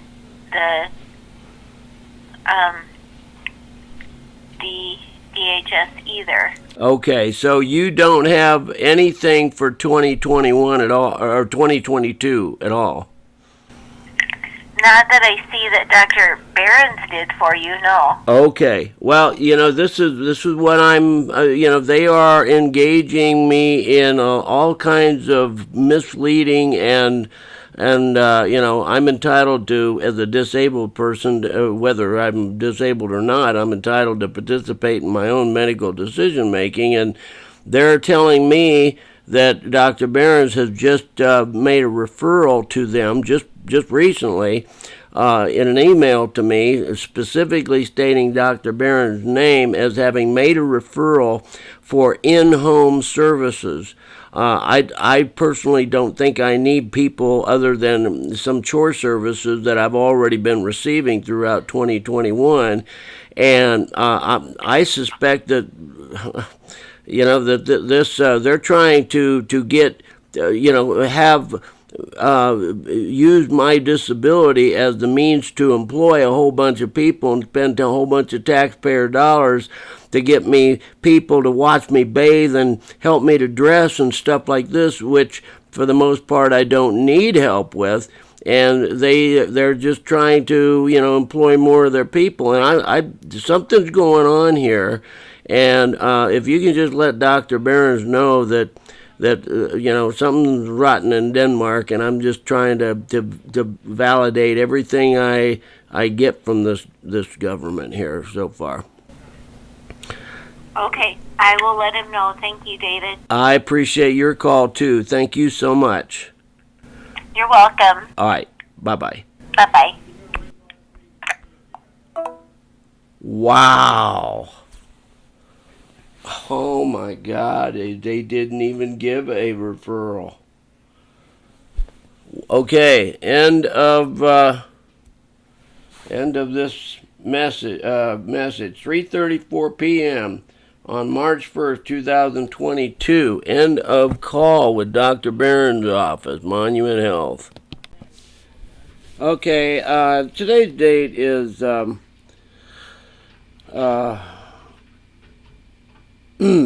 Thursday, March 3rd. It's 9:51 a.m. and I am calling back to Monument Health. This is the message that I just got from Renee. Hi, this is Renee from Monument Health Clinic. Please call us back at 605-717-8595 regarding your request from Dr. Behrens. Thank you. Bye. I'm not requesting anything from Dr. Behrens.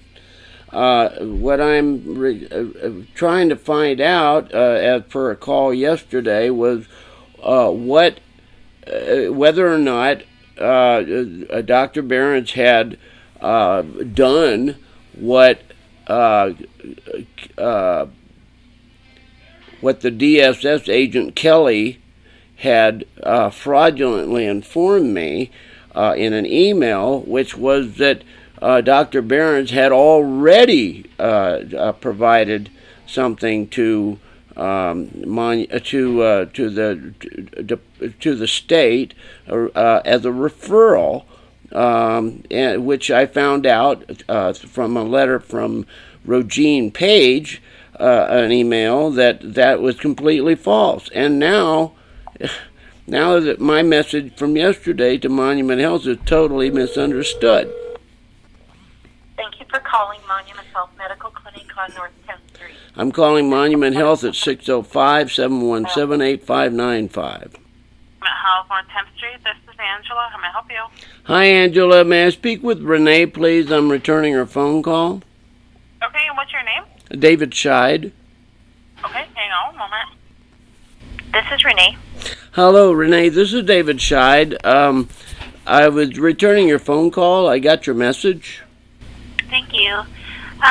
So you called and you said that DHS had called and wanted to have an appointment with you. I let Dr. Behrens know all that because you wanted to know if Dr. Behrens referred you. And Dr. Behrens got back to me. He said he wanted more services. He said go ahead and make an appointment, meet with them, and discuss whatever your needs are and what they can offer you. Okay. Okay. Well, thank you for that. But let me inform you. I mean, maybe you could help clarify this with Dr. Behrens, that I am right now battling with the state. He probably already knows that because I'm a quad amputee and they still don't have. They still are not providing me with Medicaid coverage, and I found out yesterday or Friday, I guess it was, that whenever it was that I called, that this was actual fraud by the state agent who had claimed to me that Dr. Barron had already provided a recent referral. And when I used the open records law to demand that they provide me with a copy of Dr. Barron's referral, that then a supervisor jumped on board and said that it clarified that the referral didn't actually come from Dr. Barron's, that it had come from internal to the state, and that they were what amounts to using Dr. Barron's name and his reputation, professional reputation, as my doctor, to just throw his name around and try to trick me into scheduling something with them right now. And so anyway, there is. I'm writing a letter right now to clarify and prove all this fraud, because when I'm dealing with the state, I record all of my phone calls, and they're creating a fraudulent paper trail that does not correspond with the actual facts. And so I just wanted to. I had initially called to find out if Dr. Behrens had provided any type of such referral, and I guess I called Tuesday or Wednesday, and you were out of town, and so I found out after that by a return letter from an email from the supervisor to clarify, no, they did not receive the referral from Dr. Behrens, but what it amounts to is the subordinate that was actually the one dealing with me was engaging in fraud. This is somebody I've dealt with before that was doing the same thing, and I'm filing a complaint against this person, et cetera, et cetera. But I don't need. I will consider that offer from Dr. Behrens if I think that we need to press this thing further for equipment. But what they're trying to do is frame me into having the taxpayers pay a whole bunch of money to provide me with human type services, whether it's to wipe my tailbone because I have no fingers to use toilet paper, or whether it's violating my rights to privacy to dress me when I, for the most part, don't need to be dressed on a daily basis or a regular basis, and the same thing with showering. And so all I need is equipment. I need a working wheelchair for mobility in my apartment. I need transportation to get to doctors and to exercise. And these things, for some reason, the state is unwilling to pay for, along with the 20% that Medicare does not pay for out of the 80% that they do pay for on covered expenses only. These are the things that I need, and for some reason the state is just avoiding any transparency into why they are trying to frame me into this human resources type thing that costs the taxpayers a whole bunch of money, and or else bars me from getting Medicaid coverage whatsoever. So I hope I made that clear. Are you Dr. Barron's chief nurse, or who? I'm his triage nurse. Triage. And I did send that information to Dr. Behrens. I Again, you're correct. There's no referral that was sent by Dr. Behrens that I could find. Yes. And he didn't make any reference to that. So, I guess if there's anything that we can do for you, let us know. Well, I just did. We'll go from there. Thank you, Renee. I just did let you know that what I'd like you to do for me is save me the time and the expense and all the stuff to get to Dr. Behrens to tell him what I just got through telling you. If you would pass that message on to him, that right now. And you did tell me that all of that the other day. Okay. And that went in a note to Dr. Behrens, and he did look at the note and understands that. Oh, good. Good. So, well, so that was you. That was you that I spoke with a couple of days ago. Then. Yep. Okay. Yep. Okay, thank. Yeah, I got so many people. Everybody's got a different department and a different position and all this other kind of stuff, and it's just overwhelming for me to try to keep dealing with all this stuff. Sure. But thank you. Either they have an appointment call. Yes. You have a good day. Thank you so much. All right. You're welcome. Bye-bye. Bye-bye. All right. End of call, 10:01, March 3rd. Renee is the person I spoke with from a couple of days ago. All right. Good. And Dr. Behrens knows the deal.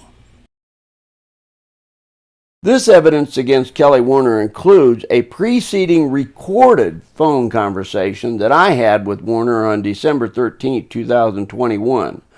A call in which she first continually interrupted me and subsequently hung up on me when I confronted her about the fact that, per my conversation with the governor's office and Tom Eads, I had a right to participate in my own health care decisions and therefore also had the right to know the qualifications of the government agents making determinations about my own qualifications for medical assistance, otherwise known as Medicaid. And I similarly had the right to know and have written copies of the written policies they were using, or supposed to be using, against me to deny me what I am otherwise owed as a totally and permanently disabled quad-amputee. Nevertheless, this state agent, Kelly Warner, refused to inform me about the actual identity, job position, or qualifications for any of her fellow state agents and or for herself, who she was trying to set me up with to come to my home as complete strangers so to evaluate my so-called medical needs for Medicaid, many of which are otherwise quite obvious to any lay American using common sense in our society. Again, this call was in the aftermath of my having been continually denied this same pertinent information for the previous nearly 9 months, and from when I first began requesting and then demanding to have this information simply sent to me under South Dakota's open record laws of so-called government transparency. Today's date is December 13th, 2021, Monday. Time right now is 3:15, and I got a phone call from the DHS office, Kelly somebody or other. I'm going to play the message, and I'm going to be doing a follow-up call here, but that's going to come in a moment. I'm going to put it on pause. Okay. Next message. Here's the message. Sent today, Monday, December 13th, at 1:59 p.m. from phone number 605-642-6981. Duration 22 seconds. Hello, David. This is Kelly Warner with Department of Human Services.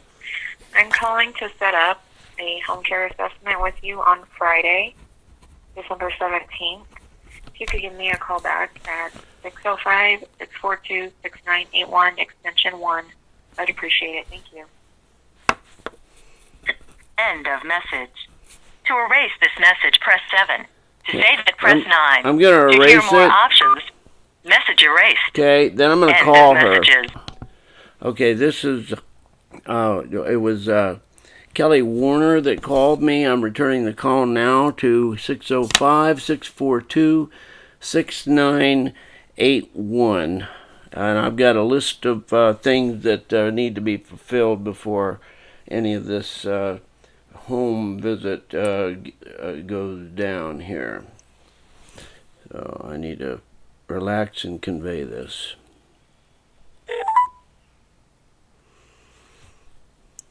Welcome to the South Dakota Department of Human Services Division of Long-Term Service Support. Our hours of operation are 8 a.m. to 5 p.m. Monday through Friday, excluding state I've got this thing on full volume and I still can't hardly hear it. Shelley Clark, press 3 for Laura Nord, press 4. I'm going to do 1, actually. That is an invalid selection. I Please just hit the try pound again. side, so I'm going to do 1 pound. Thank you. Goodbye. Let me try this call again. Alright, so it said goodbye, so I'm going to try the call again, and this time I'm going to listen to it, and I'm looking for Kelly Warner. Welcome to the South Dakota Department of Human Services Division of Long-Term Service Support. Our hours of operation are 8 to 5 p.m. Monday through Friday, excluding state holidays. Please press 1 for Emily Abernathy, press 2 for Shelley Clark, press 3 for Laura Nord, press 4 for Jennifer Murray, and press 5 for Mickey Miller-Young. Okay, so I don't get any of them. So I didn't get your response in time. Please try again. So I'm going to hit 1. Please wait while I transfer your call.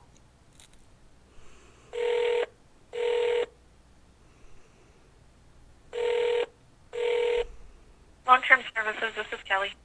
Hello, Kelly. Yes, this is David Scheid. I'm returning your phone call. Yes, I was sh- just calling to set up your home care assessment for I Friday. should let you know that when I just called the 605-642-6981, it did not give your name as the option number 1 to call. It gave Laura Nord as number 3. It gave some others, but the person that it gave for number 1 was not you. I understand. It's been addressed. Are you available on Friday?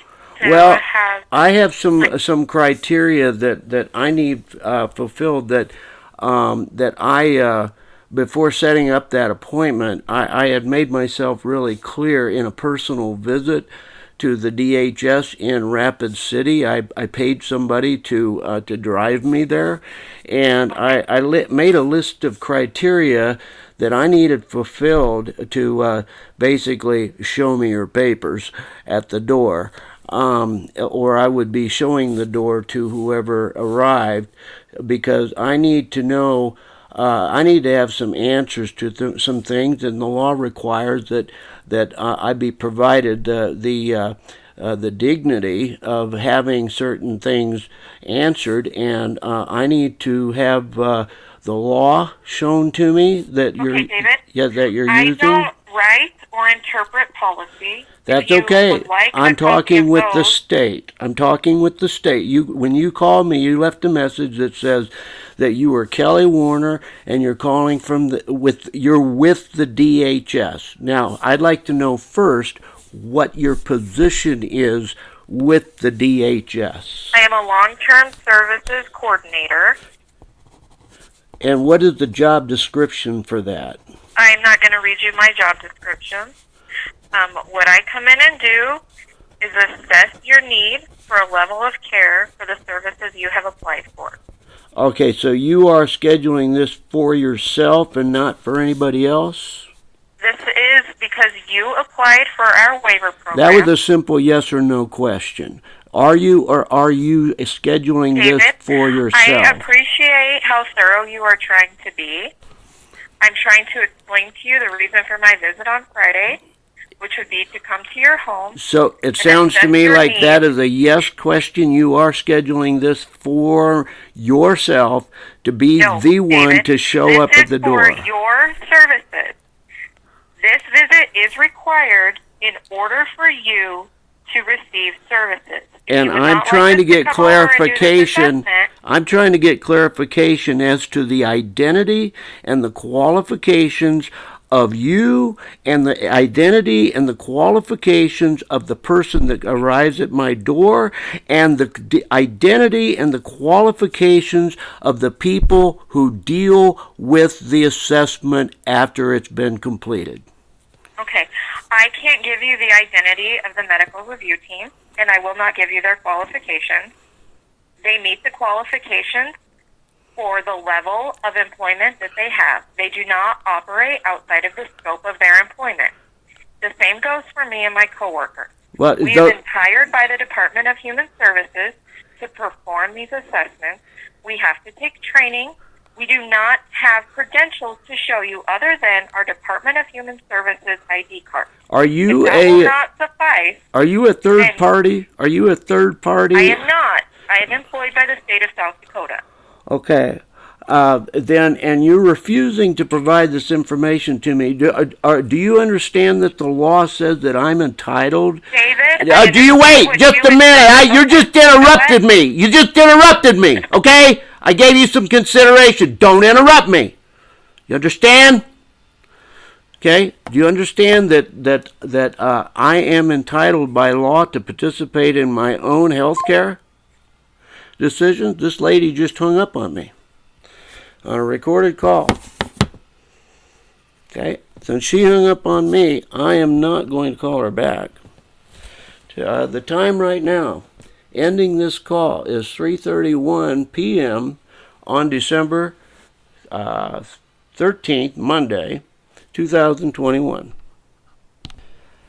My demands for the previously referenced 2 appeals against the state were understandably agreed upon also in March 2022 by Jenna Howell, a state agent and state bar attorney for the Department of Human Services. These appeals were to be held simultaneously in a single meeting in which both I and the state may each ask relevant questions, and so that they could execute their preposterous need to annually review the baseline of level of need for a guy who has no legs and fingers and who will never have either biologically for the rest of his natural life, as it relates to his qualifying for state Medicaid. By March 2022, the state was procedurally also in need to review my so-called level of need for the annual review of contracted service providers to help me in my apartment home, for helping me to cook meals, dust, clean, and sanitize, to wash clothes and bedding, and to take me shopping for food. By the time the state was getting around to dealing with my 2 demands for constitutionally guaranteed due process appeals, the state was also notifying me that I was under threat to lose these very same services granted by the state for the previous year. Though I received all of those services only on a single day each week, and for only a total of 4 hours on that day, as discretionarily determined solely by Kelly Warner's predecessor, a woman by the name of Laura Nord, who changed her name to Laura Charter and subsequently disappeared from me several months earlier when I complained about her refusal to qualify me for Medicaid the first time I had allowed her, as a complete stranger, into my home to evaluate my qualifications for Medicaid, without revealing her own qualifications or training for evaluating the needs of a totally and permanently disabled quad-amputee. You see, the qualifications of these state agents became very relevant to me once I discovered that higher in the administrative deep state hierarchy, the middle managers supervising me and conducting the evaluations about my levels of need had recent employment positions for the state working with victims of domestic violence, including violence against women by men, and specializing in sexually transmittable diseases and receiving filthy grant money from the National Institute of Health, which, as we are discovering now with Anthony Fauci's long-time employment at the NIH, that Fauci, the NIH, and the Center for Disease Control were all deceptively involved in funding China's COVID research and then seditiously misleading the sovereign American people in cover-up of that fact through misleading press releases, mask mandates, and falsified hospital statistics. What the hell do these types of employment history with the state have to do with qualifying these state agents for evaluating my medical needs and determining what level of care I require to sustain my daily living independence as an elderly, poor, white American man still recovering from losing my legs and fingers and sustaining many other internal organ damages due to sepsis just 3 years prior to arriving to South Dakota from Michigan? Take a closer look at the South Dakota's deep state agent, Leslie Lau, with her long history of receiving more than $500,000 in grants from the National Institute of Health, which is the very same national deep state administrative agency that secretly funded the gain-of-function research that was being carried out at the Wuhan Institute of Virology in China, which was then found later to have covered up this association with the COVID lab leak, causing countless deaths worldwide as a result of these two superpowers, the United States and China, engaging with one another in what amounts to biological warfare and bioterrorism.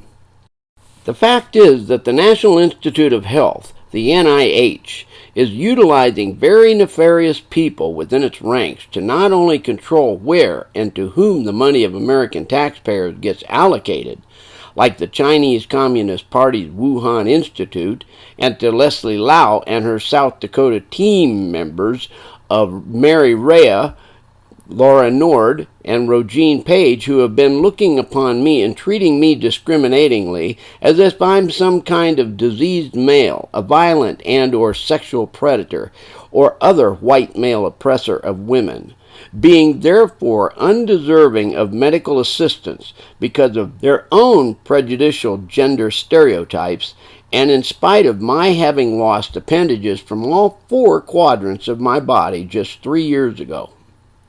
However, the NIH is also utilizing those same people and their covert, seditious, and treasonous enterprising networks to bring down the federal and state governments of the sovereign people of the United States through the corrupt relationship that the NIH has with the U.S. Department of Justice, as it has been for years operating through the NIH's Deputy Associate General Counsel, Lisa Barsumian, and her husband, Rod Rosenstein, at the U.S. Department of Justice. This sinister relationship and its illicit effect upon the America's national security and the future of the American people was underscored in a 2017 article written by Roger Stone, who pointed out 4 sets of facts detailing how the employment of both Rod Rosenstein in the U.S. Department of Justice and Lisa Barsumian in the National Institute of Health had helped to undermine and ultimately corrupt and dismantle the Trump presidential administration from the inside out through national deep state leftist activism. Those 4 sets of facts include, number 1, the fact that Rod Rosenstein had been involved in the conspiracy attempt to take down President Trump in the Russiagate scandal by his active participation in the fraudulent FISA warrant court cases carried out seditiously by Rosenstein and others of the national deep state, operating as the FBI and its parent corporation referred to as the U.S. Department of Justice. Number 2, Roger Stone's article, which he titled The Three Amigos from the Deep State, detailed the fact that even before Russiagate, Rod Rosenstein had been involved in the botched investigation and resulting cover-up of the Uranium One deal. And number 3, prior to even that, Rosenstein had been up to his eyeballs involved in the botched investigation and resulting criminal cover-up of the Whitewater affair. If you don't know what these events in American history are, you have not been paying attention to Rod Rosenstein's long history of sedition and treason against the American people. Moreover, what very few people also do not recognize is that Rosenstein's wife, NIH's Lisa Barsumian, has been yet another seditious operative of the national deep state, being, like her husband Rosenstein, another domestic terrorist with no allegiance to the Constitution or the sovereign people as the taxpayers who have been stupidly paying the employment salaries of these two people, and many more like them, for decades. As far as identifying the three amigos of the U.S. Department of Just Us, Roger Stone underscored the fact that there has been a long time and incestuous relationship between the deep state fixers tasked with undermining the legitimately elected President of the United States by using the fake narrative of actually enforcing the federal laws. It's almost like Tom Eads and Angie Reichert and the rest of here in South Dakota carrying on procedurally to deny me due process of receiving Medicaid until I am worn down so much that I cave in to participating with fraud, actually lying to support their attempt to have South Dakota taxpayers pay for a human resource to help me with their determination that I otherwise need the taxpayers to be paying for something of a personal butler, by government contractors to help me to shower and dress when I actually don't need such help and have been requesting that sort of help which assists me with independence and not dependency upon government and its contractors for my daily existence. As far as Lisa Barsomian goes, Stone uncovered that as a high-powered attorney and Rod Rosenstein's partner in power in corrupt D.C. politics, Barsumian had worked for an attorney named Craig Lawrence, representing the seditious idiot Robert Mueller 3 times, this insurrectional idiot James Comey 5 times, the former illegitimate President of the United States Barack Obama 45 times, and, as seen to the right of the screen referencing a 1998 federal court case, represented former sex scandal American President Bill Clinton and Hillary Clinton at least a combined 57 times, while Barsumian has also represented the corrupt FBI in at least 5 separate cases that Roger Stone found. Moreover, as shown by this national publication of the Federal Register in 2008, the U.S. Department of Health and Human Services clearly shows that Lisa Barsumian was one of those deep state principals who were in charge of hiring and firing of federal government underlings and brown-nosers like Anthony Fauci himself, who have gone on over the course of the most recent past 13 to 14 years to be at the root cause of the criminal underpinnings of the COVID international pandemic and the deep state controllers' effort to relegate the sovereign 99%ers of the people of the United States to the level of a dilapidated third world nation merely existing under a tyrannical rule of a world criminal cartel of oligarchies and corporate fictions of the 1%ers, otherwise belonging in jails and prisons for life. As stated by Stone in his article, James Comey, Rod Rosenstein, and Robert Mueller are truly the 3 amigos of the national deep state, just as I am saying that Kristi Noem and her agent Tom Eads and their harem of state and regional corporate whores under their discriminatory, leftist, anti-white, male extremist regime, people such as Leslie Lowe, are truly the administrative deep state of South Dakota. As I have proven here in this video documentary, their own actions demonstrate exactly how and to the far extent these seditious insurrectionists and domestic terrorists desire to use procedure over substance to thwart both the federal and state laws by using the confusing array of hierarchical and divisional departments, bureaus, sections, agencies, units, divisions, and offices to undermine the common will of the people, to provide adequate protection, security, and dignity, as these all contribute to the welfare of this state's poor, elderly, and disabled. Yet because I had filed these 2 appeals prior to being notified by the state agents of their need for an annual review of my needs for homemaker services to maintain my living independence, My appeals took precedence. That is, until I openly agreed to hold the meetings together to expedite the resolve of both my qualifications for level of care based upon my obvious level of need, and based upon my need for legal discovery through direct questioning of my named witnesses as agents of the state about the qualifications of these questionably qualified state agents who appeared to be making medical decisions of denying me Medicaid, and about whatever they are supposed to be using as written procedures and any other criteria to persistently be denying me Medicaid for the previous year and up into the present.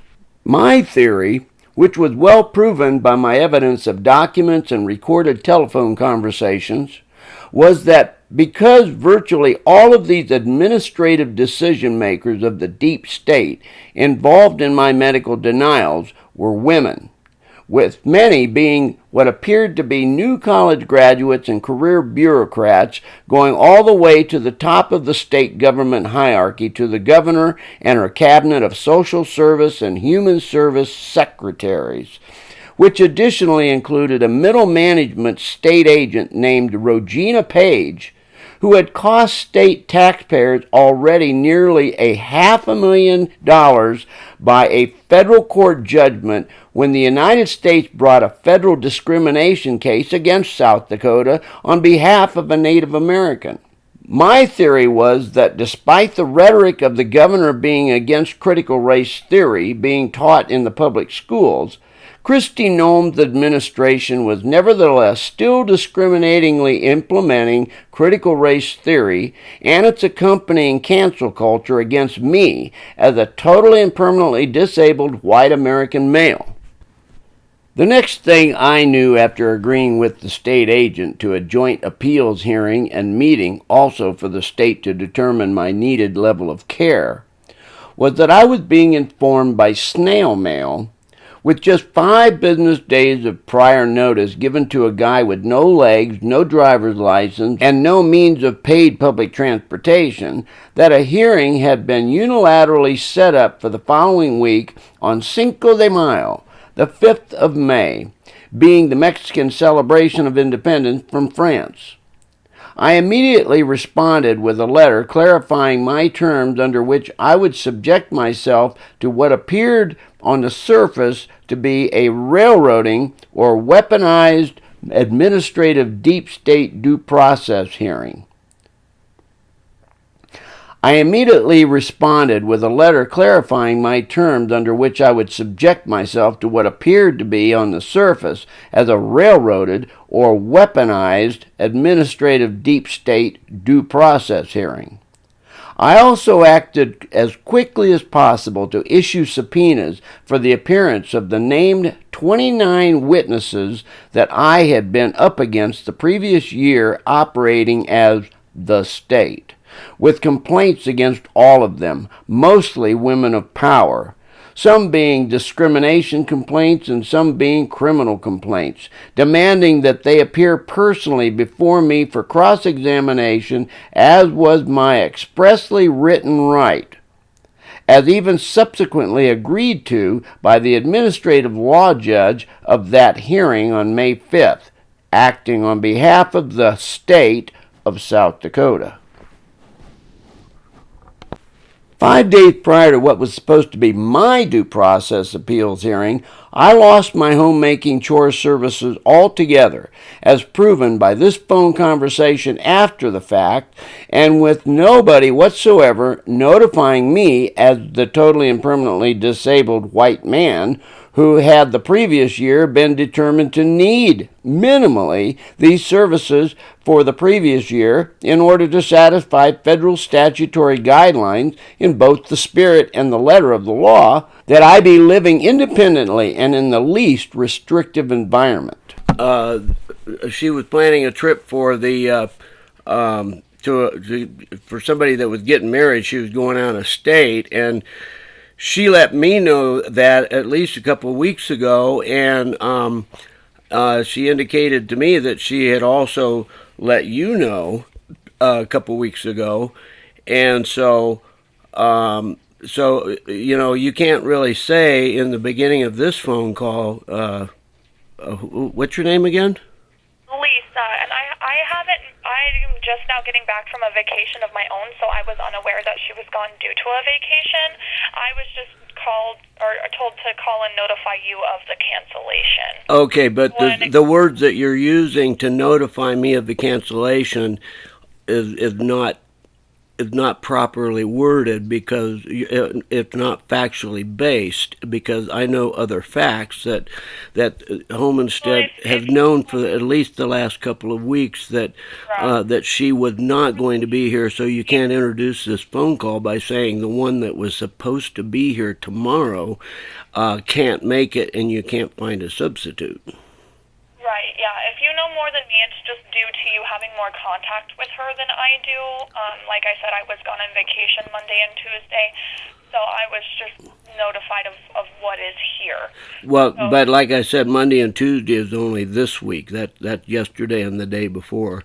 And that factually, she's known about this for over 2 weeks, and she's notified you as of at least a week ago when I talked to her last when she was here, that she had already notified you. So I'm not talking about you personally, because you are representing as an agent of the corporation, and the corporation and all of your people as a unit, a team, or whatever you want to call it, have known about it for at least a week, probably 2 weeks, when she first notified me that I was going to have a substitute. So all I'm saying is that I don't accept from you or your company that you can't find a substitute because you've had a couple of weeks' notice, as I have, that she wasn't going to be here. So Monday and Tuesday don't matter much to me. David, I'm going to go ahead and transfer you over to Jennifer. Okay. Able to talk to someone who wasn't maybe possibly informed. I don't know if she was. But okay, but your whole company was informed. Once you were informed as a company, your company was informed. I'm hiring your company, and your company sends its agents to my home. Is on the same page. Pardon me? There's a lot of moving parts. So if she notified scheduling, then that's a scheduling issue. And when it comes to a scheduling issue, I'm not involved in that at all. Okay, and neither am I. So all I do is have accountability for your company as a whole. Right. But I'm going to quick transfer you over to Jennifer, okay? And then she'll help you get it figured out. Well, I sure hope she does. Okay, just one moment, David, okay? Uh-huh. Today's date is the 6th of April, 2022. Time, 10:55 a.m.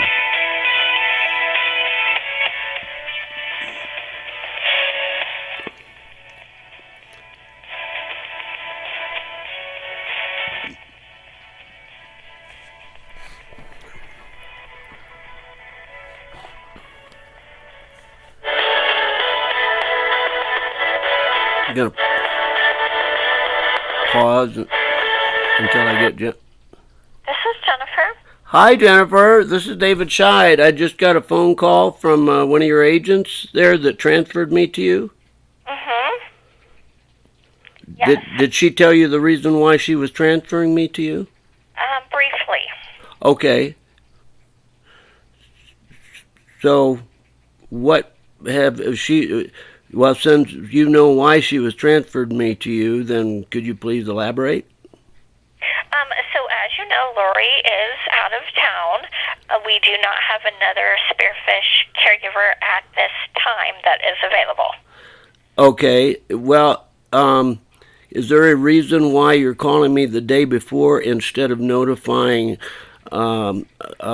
anybody? Because as I told the person that I just got through speaking with that transferred me to you, you've known about this, you as a company, maybe you as a person. I don't know who does the scheduling, but apparently maybe you do.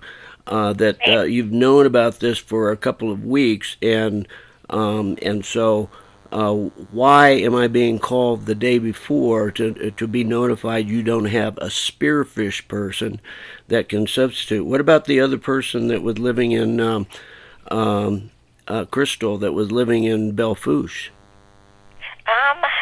Crystal, you did not do well with her.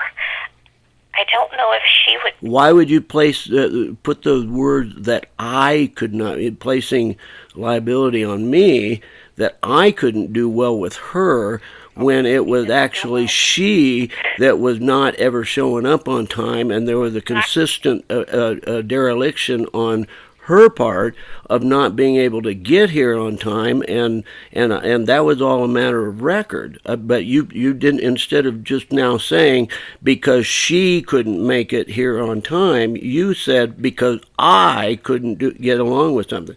I don't know if you know much about English grammar, but that places the subject of the sentence as me. What I'm telling you is I do not have a caregiver for you tomorrow at this time. Well, and my question to you, Crystal, is why is it that you've known about this, you as a company, for at least the last couple of weeks, and you have not done anything about it to find somebody at that time? Well, I don't know when we received the time off notice from Lori. Well, I know when I received it, and I checked last week to see if she had told you, and she asserted to me that she had. Now, if you want to call me a liar, then you can go ahead and do that, but I'm asserting without any doubt whatsoever, because you don't know, apparently, when the notice was given by her as to when she was not going to be here this week. I can assert to you it was much more than today or yesterday or Monday, as that person that just transferred me to you just got back from some kind of vacation that she took. Which is fine. Regardless of when we found out, that does not mean we would have known then if we had a caregiver or not. We are letting you know now that as of right now, we do not have a caregiver for tomorrow. And I'm letting you know that I don't have the services that I need for tomorrow. And I am disabled, and you're basically saying I'm up the creek, and too bad, right? So with that, are you aware that your assistance expires at the end of the month? I am not. Would you like to send me, please, the proof of that? Well, you would just need to follow up with your caseworker, but when... I don't have a caseworker. I'm getting ready to sue the state because they have not given me Medicaid yet.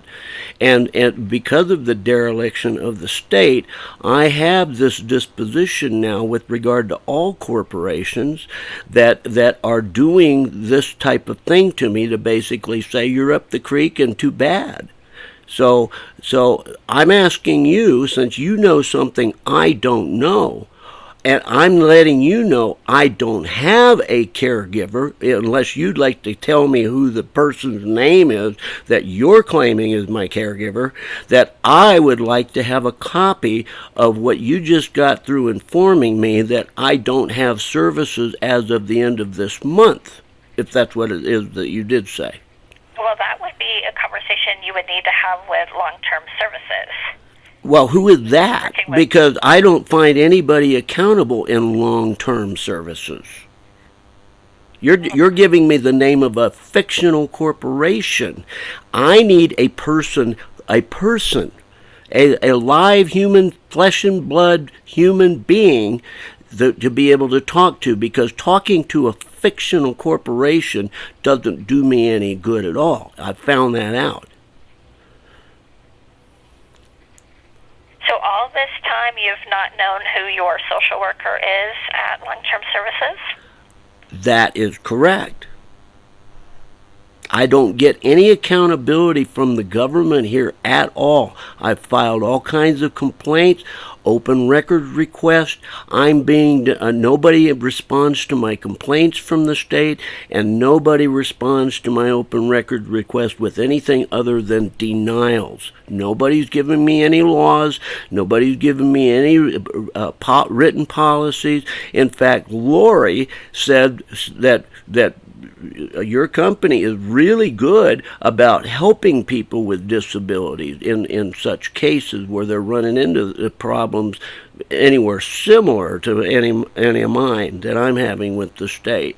But so far, I haven't seen anybody step up to the plate from the state or from the disability advocacy organizations like Western Resources or anybody else that I have been keeping fully informed of the problems that I'm running into with the state and its denial of Medicaid to me. And so now, this is the first I've been informed that I'm going to lose my chore services at home at the end of this month, and you're telling me to go talk to a fiction. Well, I have nothing to do with this. I'm just saying the information that I have shows that they, and I don't know if that's changing or what's going on. I'm just saying that's what I have. And since you have, I'm asking for a copy. Would you please just send me a copy of what you have? Okay, so I have not. This is something you'll need to... That was really just a yes or no question. If you're telling me no, is there anything wrong with a one-word answer and try to make this simple? Okay, well, just say no if you don't want, if you're not going to do it. Okay, Jennifer? I have your caseworker as Lori Nord. Lori Nord doesn't exist. Oh, okay. Well, I talked to her yesterday, but... Well, she goes by the name of Charter because as of about a year ago, she got married, and she changed her name, and she doesn't answer to her email. She doesn't answer to under the email I had for Laura Nord. She doesn't answer to the email under Laura Charter. She doesn't answer at all. But she does talk to you, which tells me that she's willing to conspire with other corporations, but she's not willing to help me as a disabled person. Well, I do have other clients with her that I have conversations with, but I need to go meet with other clients, so... You're too busy, so you're going to tell me... I'll just say your words, which is no. You're not going to give me what you have, right? Talk to you later. I'm going now. Goodbye.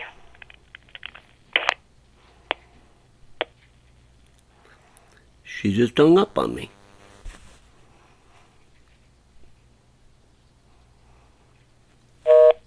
End of call. That was Jennifer. All right. What can be importantly gleaned from this conversation with Jennifer, as a manager of this uncaring homemaker services corporation, is really twofold.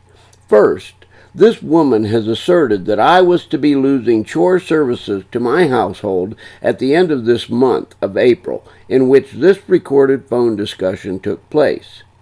Now, as I am finishing this documentary 3 months later in July 2022, I can state that from the end of April through the present day, that the state of South Dakota indeed did cut off those services to me, leaving me without anyone to assist me with weekly shopping to purchase food and to help me to prepare meals at home, to help with weekly dusting and cleaning floors, countertops, and toilets, getting bottled water from the floor onto the top of the water dispenser, taking me to the bank, and other of my regular chores that keep me out of a nursing home and living independently as the laws otherwise require. This was a retaliatory and coercive move by the state agents to starve me from independence, when the purpose of government, by law, is to furnish me with support of my needs at home to keep me out of having to otherwise live as a totally and permanently disabled quad-amputee in a much more expensive nursing home. Secondly, Home Instead's Jennifer informed me at the end of this conversation that the previous deep state idiot, Laura Nord, the person I had informed Tom Eads and Angie Reichert that had changed her name to Laura Charter and disappeared well over a year ago, around May of 2021, was still somehow my so-called caseworker, and that she, Jennifer, had just spoken with Nord the very day prior, while intentionally and deceptively keeping me uninformed about Nord having changed her name to Charter. Yet take a look here. The evidence I have shows that Jennifer, whose last name appears to be Tilley, is outright lying, and the state has engaged with the Home Instead Servicing Corporation to bilk the taxpayers out of the cost for servicing me in May of 2022. When those services were cut off at the end of April. This is a criminal fraud, and State Bar Attorney General Howell is again using a fraudulent paper trail to cover up what amounts to racketeering and corruption, involving Kelly Warner at the center of these crimes. The bottom line here is that somebody got paid by the taxpayers on services for a whole month for services that I otherwise never received. And I'm going to find out through court proceedings who it was under the NOEM administration that facilitated this fraud upon the public, using fraudulent record keeping in a multi-tiered criminal cover-up. This takes me to the latest in federal crimes against me by the administrative deep state, dealing with my two appeals, my many discrimination complaint filed with the state that have gone ignored, as well as my unanswered open record request for the identity and qualifications of those depriving me of support for my needed post-amputation medical treatment, and the written policies, procedures, and laws that these criminals are otherwise supposed to be depending upon to carry out their acts of fiduciary service.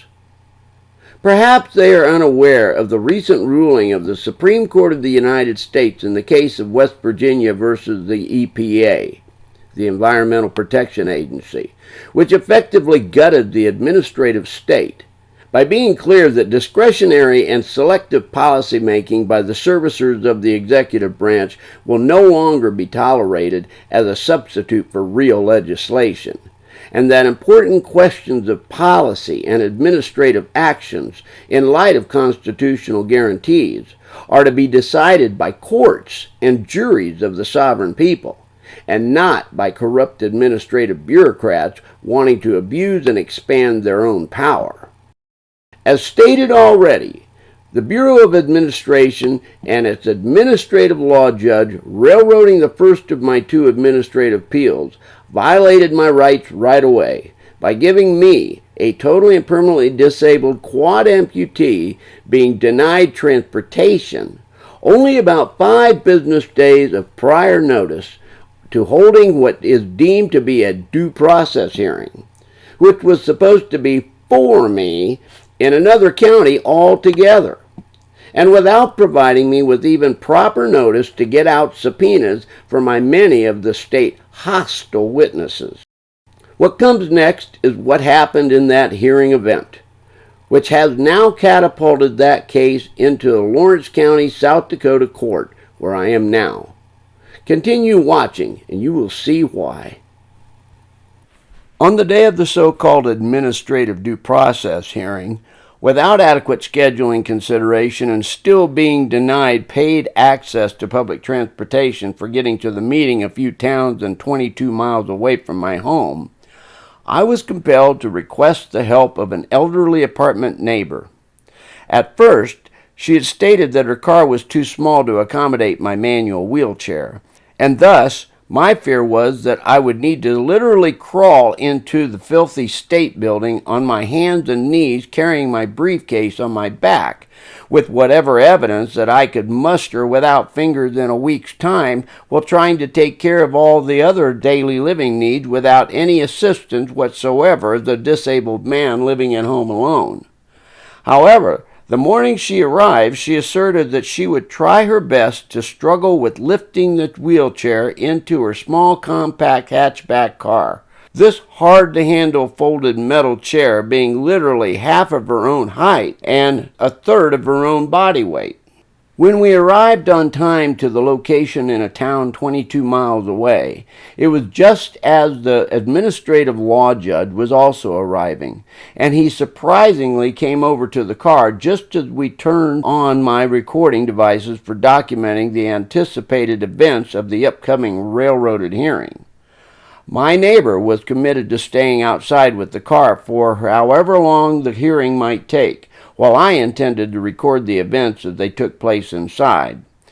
Note that even this state-assigned administrative law judge quickly saw my level of need and felt the need himself to turn around and assist me in my struggle to operate the manual wheelchair across the parking lot without my having but one pinky finger on just one of my two debilitated hands to propel that chair, otherwise holding all of my weight.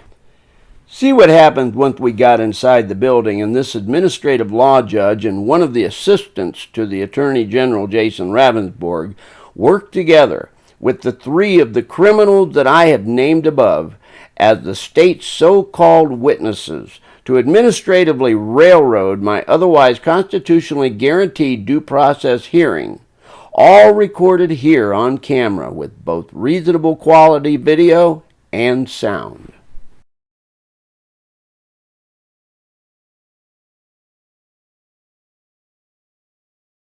Mr. Sheed? I'm David Scheid. Scheid? Yeah, you can start recording now, please. And what's your name? I'm Eric Munson. I just came to see if you needed some assistance, but it looks like you're doing fine. Well, that's what the state says. Well, that come on in. I don't need any help at all. I had to get a neighbor, by the way, just to let you know. This is just a neighbor in my apartment complex because Medicaid pays for transportation and I don't otherwise have it. And so it's 22 miles, and I'm going to be demanding a transportation, mileage for this person right here. It's her car, and and I'm not paying her to get the wheelchair in and out here. But thank you for your offer. I think I might like to get some help getting it back into the car. Yeah, we can do that. Did you get my any correspondence in the last few days? I got some yesterday. Okay, good.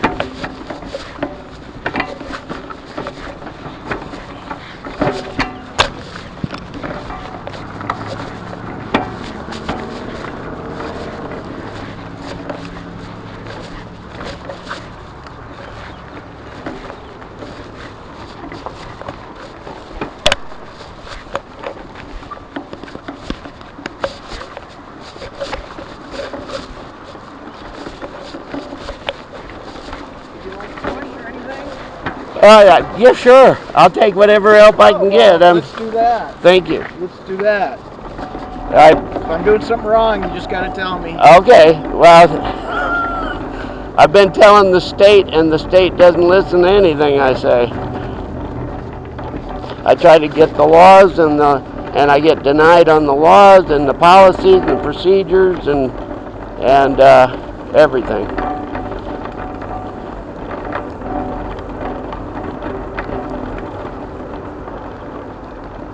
I'm going to stop you right here, only Okay. so I can get somebody to grab the door. Yeah, well, yeah, there's also a big lip here, it looks Yeah, like. well,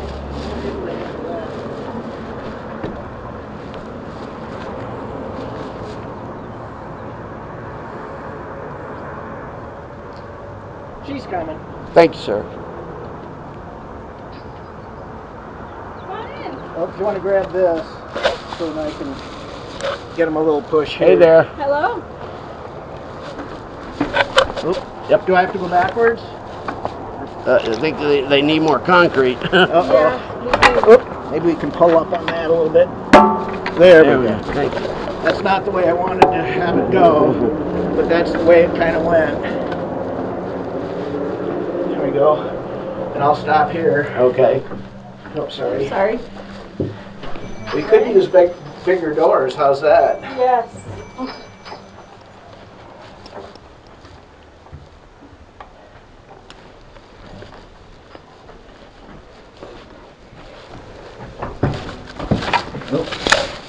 Oh, they really. Oh, here I got the wheels goofy. I'd never be able to get up in these things with these hands and this wheel. No, I understand. This our Assistant Attorney General here? Sure is. We'll just move this out of the way. How do you pronounce your last name, Julie? It's Scheid. Yeah. Hang on, I don't want to lock you in just yet. I want to get you over here. Now, I'm seeing that there is no witnesses that I have subpoenaed here. Right, and we'll get to that. Okay. And we've already established on the record here that we've got transportation mileage that's going to be paid. Have you got, is this person going to come in with you? No, she's just a neighbor. She's somebody that sees that I'm being treated unfairly and normally doesn't get up and ready before noon. Okay. She's here to just do what she can to help me as a neighbor. And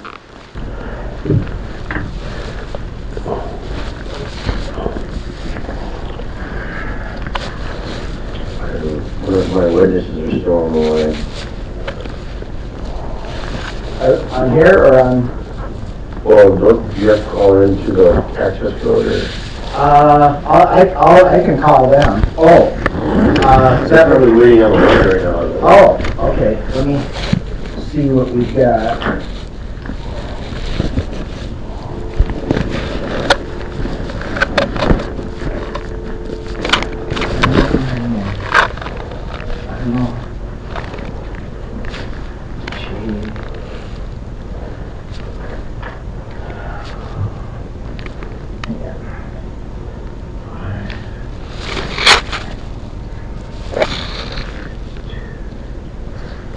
I don't take notes, so I record everything in other ways according to the Americans with Disabilities Act. I don't have. Yeah.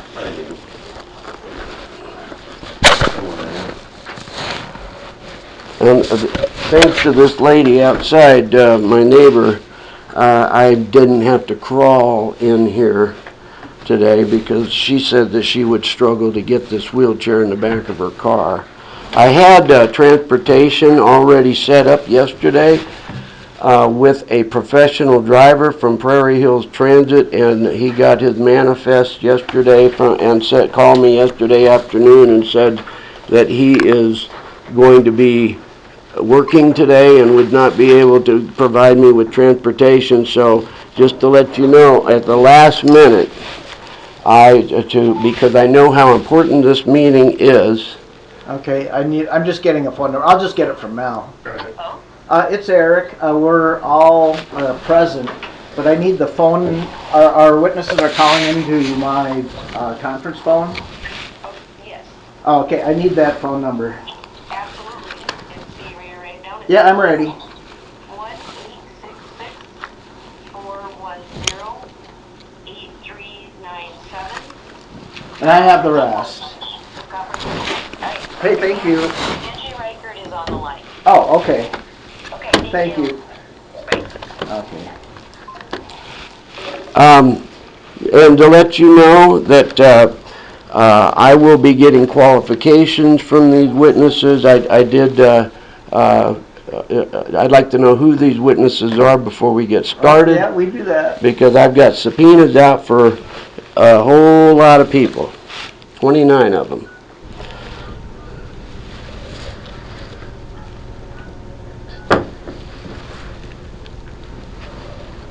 Welcome to the meeting. Please enter your conference code followed by...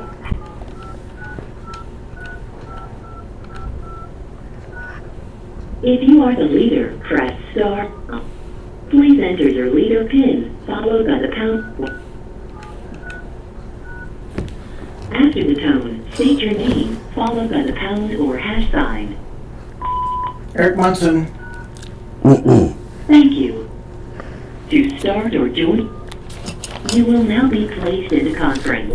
After joining the call, to record the conference for those who may miss this call, or for future playback, press star 2.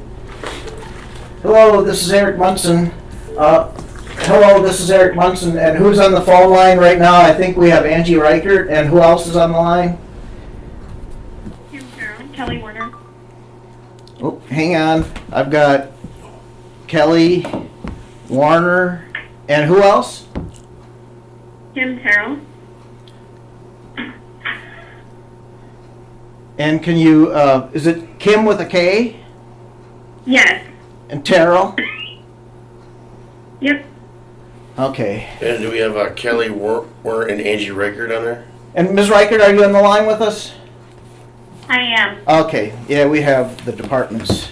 I have a standing objection that you said that you received, Mr. Munson, and I have criminal charges and civil claims of discrimination against Angie Reichert and the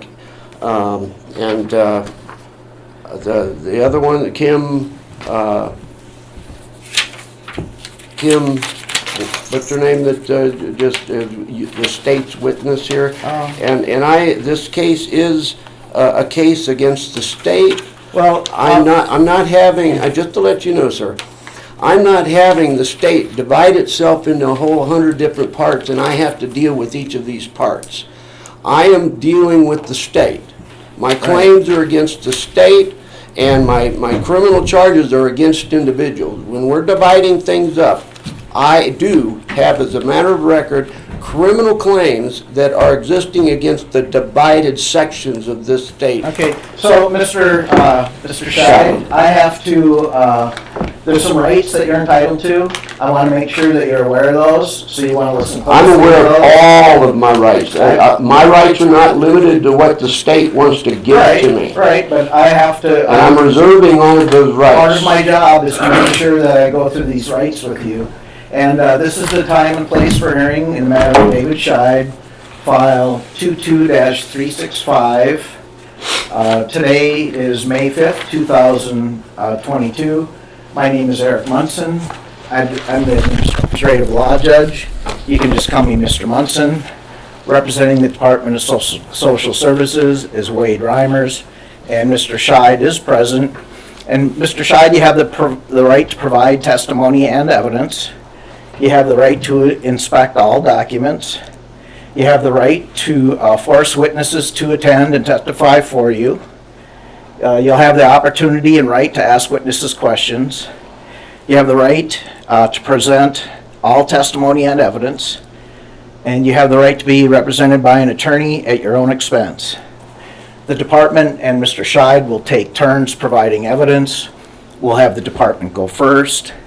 If either party has an objection to testimony or documents, please state it promptly so I can make a ruling. And Mr. Scheid, if there's something that you don't understand, you can stop us and I'll help you out, okay? You understand? I use the word comprehend. I don't stand under anything that the state is doing. I don't approve of anything that the state is doing. I am here under duress because this is a railroaded proceeding. I've already made an objection as a matter of the record to these proceedings here. I've got a copy of those for your reference. You've got a copy in front of you of my objection. It is in a number of pages of 30 pages with a sworn affidavit as part of this, so it contains my sworn statement of this proceeding. And I reserve all of my rights, including those that are under the federal guidelines of the Americans with Disabilities Act, but not limited to that. I have all of my constitutional guarantees. Right. You are my co-trustees, both of you. I am a beneficiary. Please stop. I've read your documents, so I'm aware of what your position is. I'll have a decision out within 2 weeks. Our decisions are not made immediately at the end of the hearing. Our decisions are sent out in writing. I'll have it out within 2 weeks unless I'm waiting for further evidence. If the final decision is against either party, they can appeal it to circuit court if they do so within I can appeal 30 it days. anywhere I want. I'm acting in the common law on behalf of the taxpayers here, and I'm just one of the people, of the sovereign people of the state of South Dakota and the United States. Right. So, Mr. Scheid, we have to address one of your first I'm not limited motions. to the Court of Appeals. Right. You've made a motion to record these proceedings, which you have been doing so far. In addition, I'm assuming video you've been taking and photographs. Yes, sir. And South Dakota state law does not provide for that in these proceedings. So you cannot record Under the federal laws, I have the right to reasonable accommodations. I have, as you see, I have one pinky finger and two thumbs. I do not write by hand. I have a tablet of paper and pen. I do not do that. Under the federal guidelines, I'm allowed to record. Well, I'm a former special education Mr. school Scheid, teacher. please don't try to talk over me. I'm the judge, and I'm trying to look out for your rights And here I'm as we the best I people. can. And You are under, as the government, you are under the people, and that is right on the governor's website. And the governor is not here, even though she's been subpoenaed. Mr. Scheid, I am making a recording of this. So am I. And should there be an appeal by either party, they can get a transcript of that recording if they pay for it upon appeal. So I have no money to pay for anything. That's a point of this right. objection. Well, and I have no money. Right. Okay. I have no services. You can In ask. fact, I want to make. I'm sorry to talk over you, but Mr. I have Scheid, my we chore have to address services the first canceled issue. as of Mr. April Scheid, 30th. please. I have no chore services. I have nobody to help me cook, nobody to help me clean in my apartment, and all this is because this meeting was supposed to be set up where I can ask questions, where I can give the people that want to provide me services the appropriate information that they're asking for, and I'm asking for an appeal before that. This is an appeal of the DHS and the DSS. You want to just cut this whole thing up in pieces and have it be the DSS. No, I'm looking at the state. You are the state, you are the state. Okay, you're working for the Attorney General. That's an elected official. You are not elected. You are an administrative deep state. Go. Well, we have to address this recording issue first. Yes. And you have two options. Either, No, I don't. I have as many options as I want. As the judge, I'm giving you two options. You can stop your recordings. I see that you have I two see of your them going. recording. Right, because I'm I'm not obligated paying to. for a transcript. I'm not going to be subject to any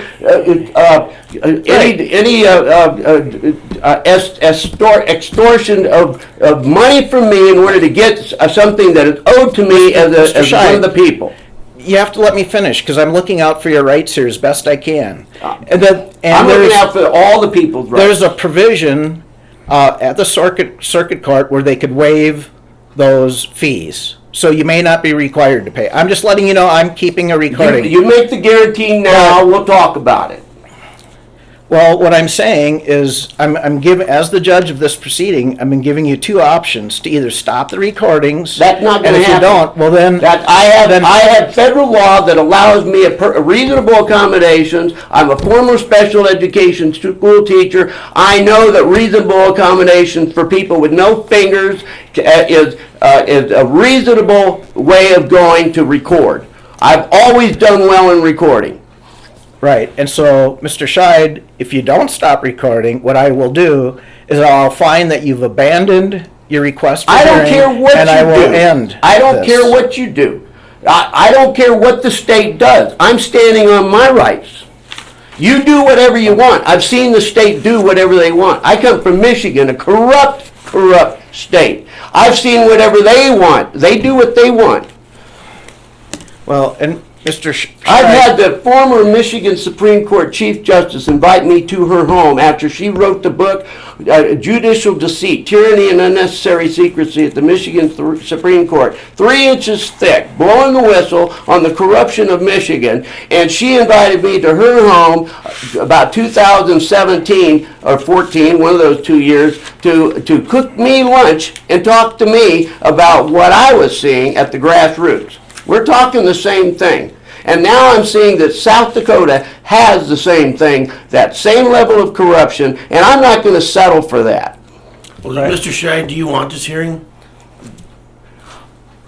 Did you read this, sir? What? Yes or no? Yeah, I'm just asking. You read it? Then you know that I have a standing objection. You're not allowing us to proceed here. We can't proceed without my witnesses. I had 29 different witnesses subpoenaed to be here. You have not. I've read somewhere in your paraphernalia that you've got the ability to issue subpoenas on my behalf. I've let you know very clearly I've got 29 subpoenas, and I don't see you offering squat for me to have the people that I want here. I can't question them. These are railroaded proceedings. These are administrative proceedings that have been railroaded. All the way up to here and through here. Well, so you go ahead and do whatever you want. Mr. Scheid, earlier you indicated you were here under duress, but we don't have to do these proceedings, but you're the one that requested the hearing. I requested a hearing with the state, not with you, not with him, not with no witnesses that I've subpoenaed. I have not requested anything similar to what I'm getting right now.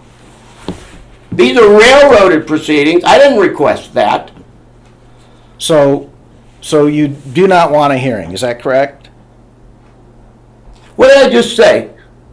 I didn't understand what you said. You didn't understand what I said? I'm asking you a simple yes or no question. If you don't want to do this, that's fine. I'm not answering your questions yet. I'm not getting any answers to my questions. Well, I'm asking you, where are the witnesses that I have subpoenaed? And we would get there if we can start. No, you're doing your witnesses. Your witnesses are going first. And I don't see my witnesses here. This is not anything but a railroaded proceeding. You want to call it administrative proceeding, but this is not due process. This is South Dakota's corrupt due process. Well, I've seen the subpoenas. If you'd let me speak for a second. Sure. I would object to them as not being qualified as actual subpoenas to require these witnesses' attendance. They were not properly served. They're not timely served, and so I just simply object to them. I don't think they're valid subpoenas. So we got 2 objections, one from each side. Okay, I have already made my objection as a matter of record that I was not given the extra time that I've already many times in the past said that I need as a disabled person. I need extra time. I've already made it a part of the record here, a written record, that I did not get this this hearing notice until 5 days or 5 work days before this meeting, because I didn't get it until late last week. Okay. And so, you don't think that I did this right? Well, I didn't have any help. I didn't have enough time. I didn't have enough help. Nothing. I didn't have reasonable accommodations as a disabled person. This is a federal matter now. I've already notified, if you saw the email that went with this notice, you saw that I've already notified the U.S. Department of Justice, the U.S. Attorney, the Department of Health and Human Services at the United States level. I've had a year of being disabled like this, not getting any reimbursement on batteries on electric wheelchair. I've not had any, and I've documented all that, unless I want to say I'm a corporation or a sole proprietor or something. That was the sole condition that the state wants to lay on to me in order to get a simple reimbursement for a couple $100 on a battery for a wheelchair. So I have mobility, and I'm owed mobility by this state and by the federal government under the law, Social Security Act and other laws that I've found. And so, Mr. Scheid, we haven't overcome the first hurdle yet, which is the state law, not me, state law says you cannot record these proceedings because it's a protection of your privacy and your private information. And federal law, which in this case supersedes the state law when it comes to the Americans with disabilities So rights. you're not going to shut off your recorders? I am not going to shut up as soon as I do. Well, please let me make a record then. I am ending these proceedings. I will dismiss this case because Mr. Scheid will not shut up. You don't even know how to say my name right. Mr. Scheid, I apologize. Mr. Scheid has not turned off his recording equipment, and show me the law. Show me the law. Show me the law. Show me the law. You think I need to just take your word as the solemn everything? Show me the law. It's state law. Let me see the law. Mr. Scheid, please give me a copy of that law that you're talking about. I don't have this. We're done. I know that the state law says that I can even record phone conversations without the other people knowing about it. That's the law too. Are we officially done then? Yes. Angie and Kelly, you can hang up. Thank you.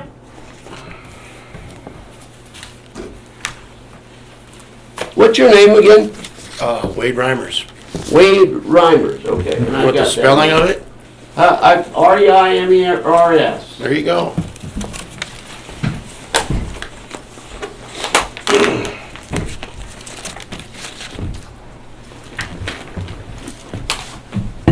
I need somebody to push me out to the car. We will take care of that. I can do it when you're ready. I'm almost ready.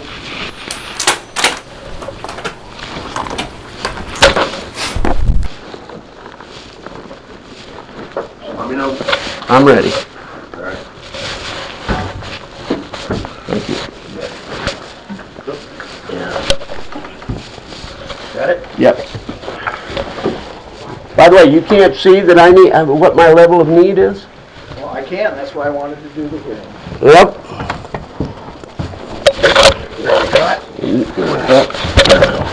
Well, you didn't say that. Someone want to grab this door? Yep. She got it. Be careful it doesn't fall forward.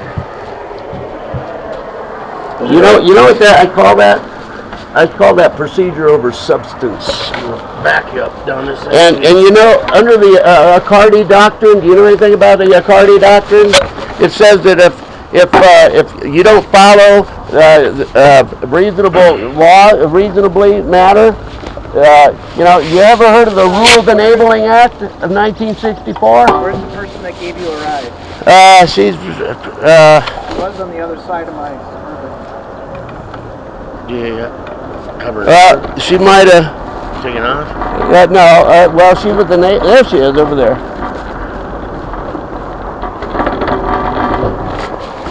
So, you ever heard of the Rules Enabling Act of 1964? You can't put procedure over substance. Better take a look at some of these things, sir. Mr. Monson.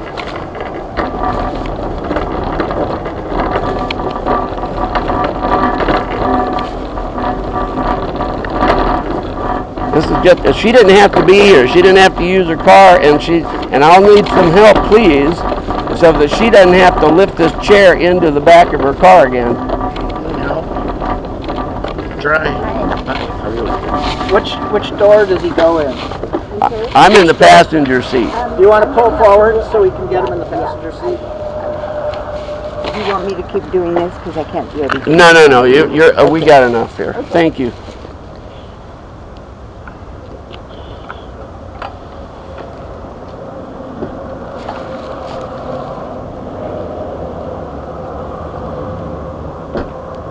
So how do you get in the passenger seat? You have to be lifted, or? You'll have to watch. All right, I'll watch. You know, you'll see my level of need as it's defined in your own words, your own observations. I saw the governor for 1 minute at the livestock show. 1 minute. Told her I'm not getting services, I'm not getting Medicaid, and she said something's wrong. 1 minute.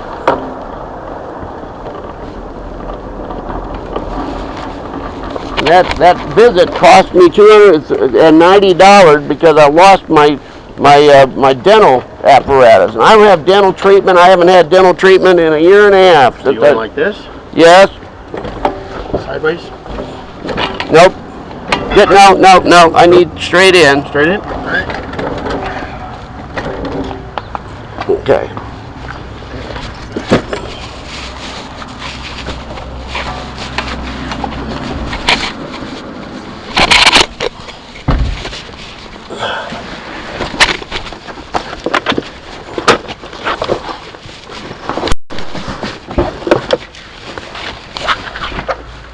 Thank you.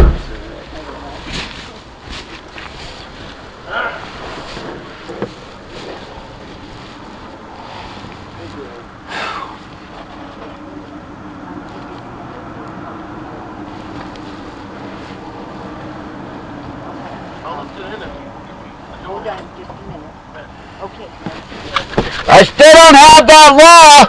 Yeah, I took that picture.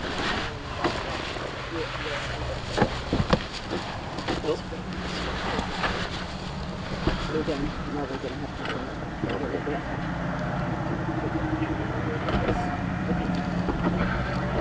You know, that criminal complaint was addressed to Jason Rothberg, and that's your boss. So, you know. He's not, but. Well, you're an assistant attorney general, is what I read, and he's the attorney general, so you're assisting him unless the wording of your titles out here have no meaning. So you got it on your shoulders, sir, to be doing something on the criminal matter. Have a good day. You too.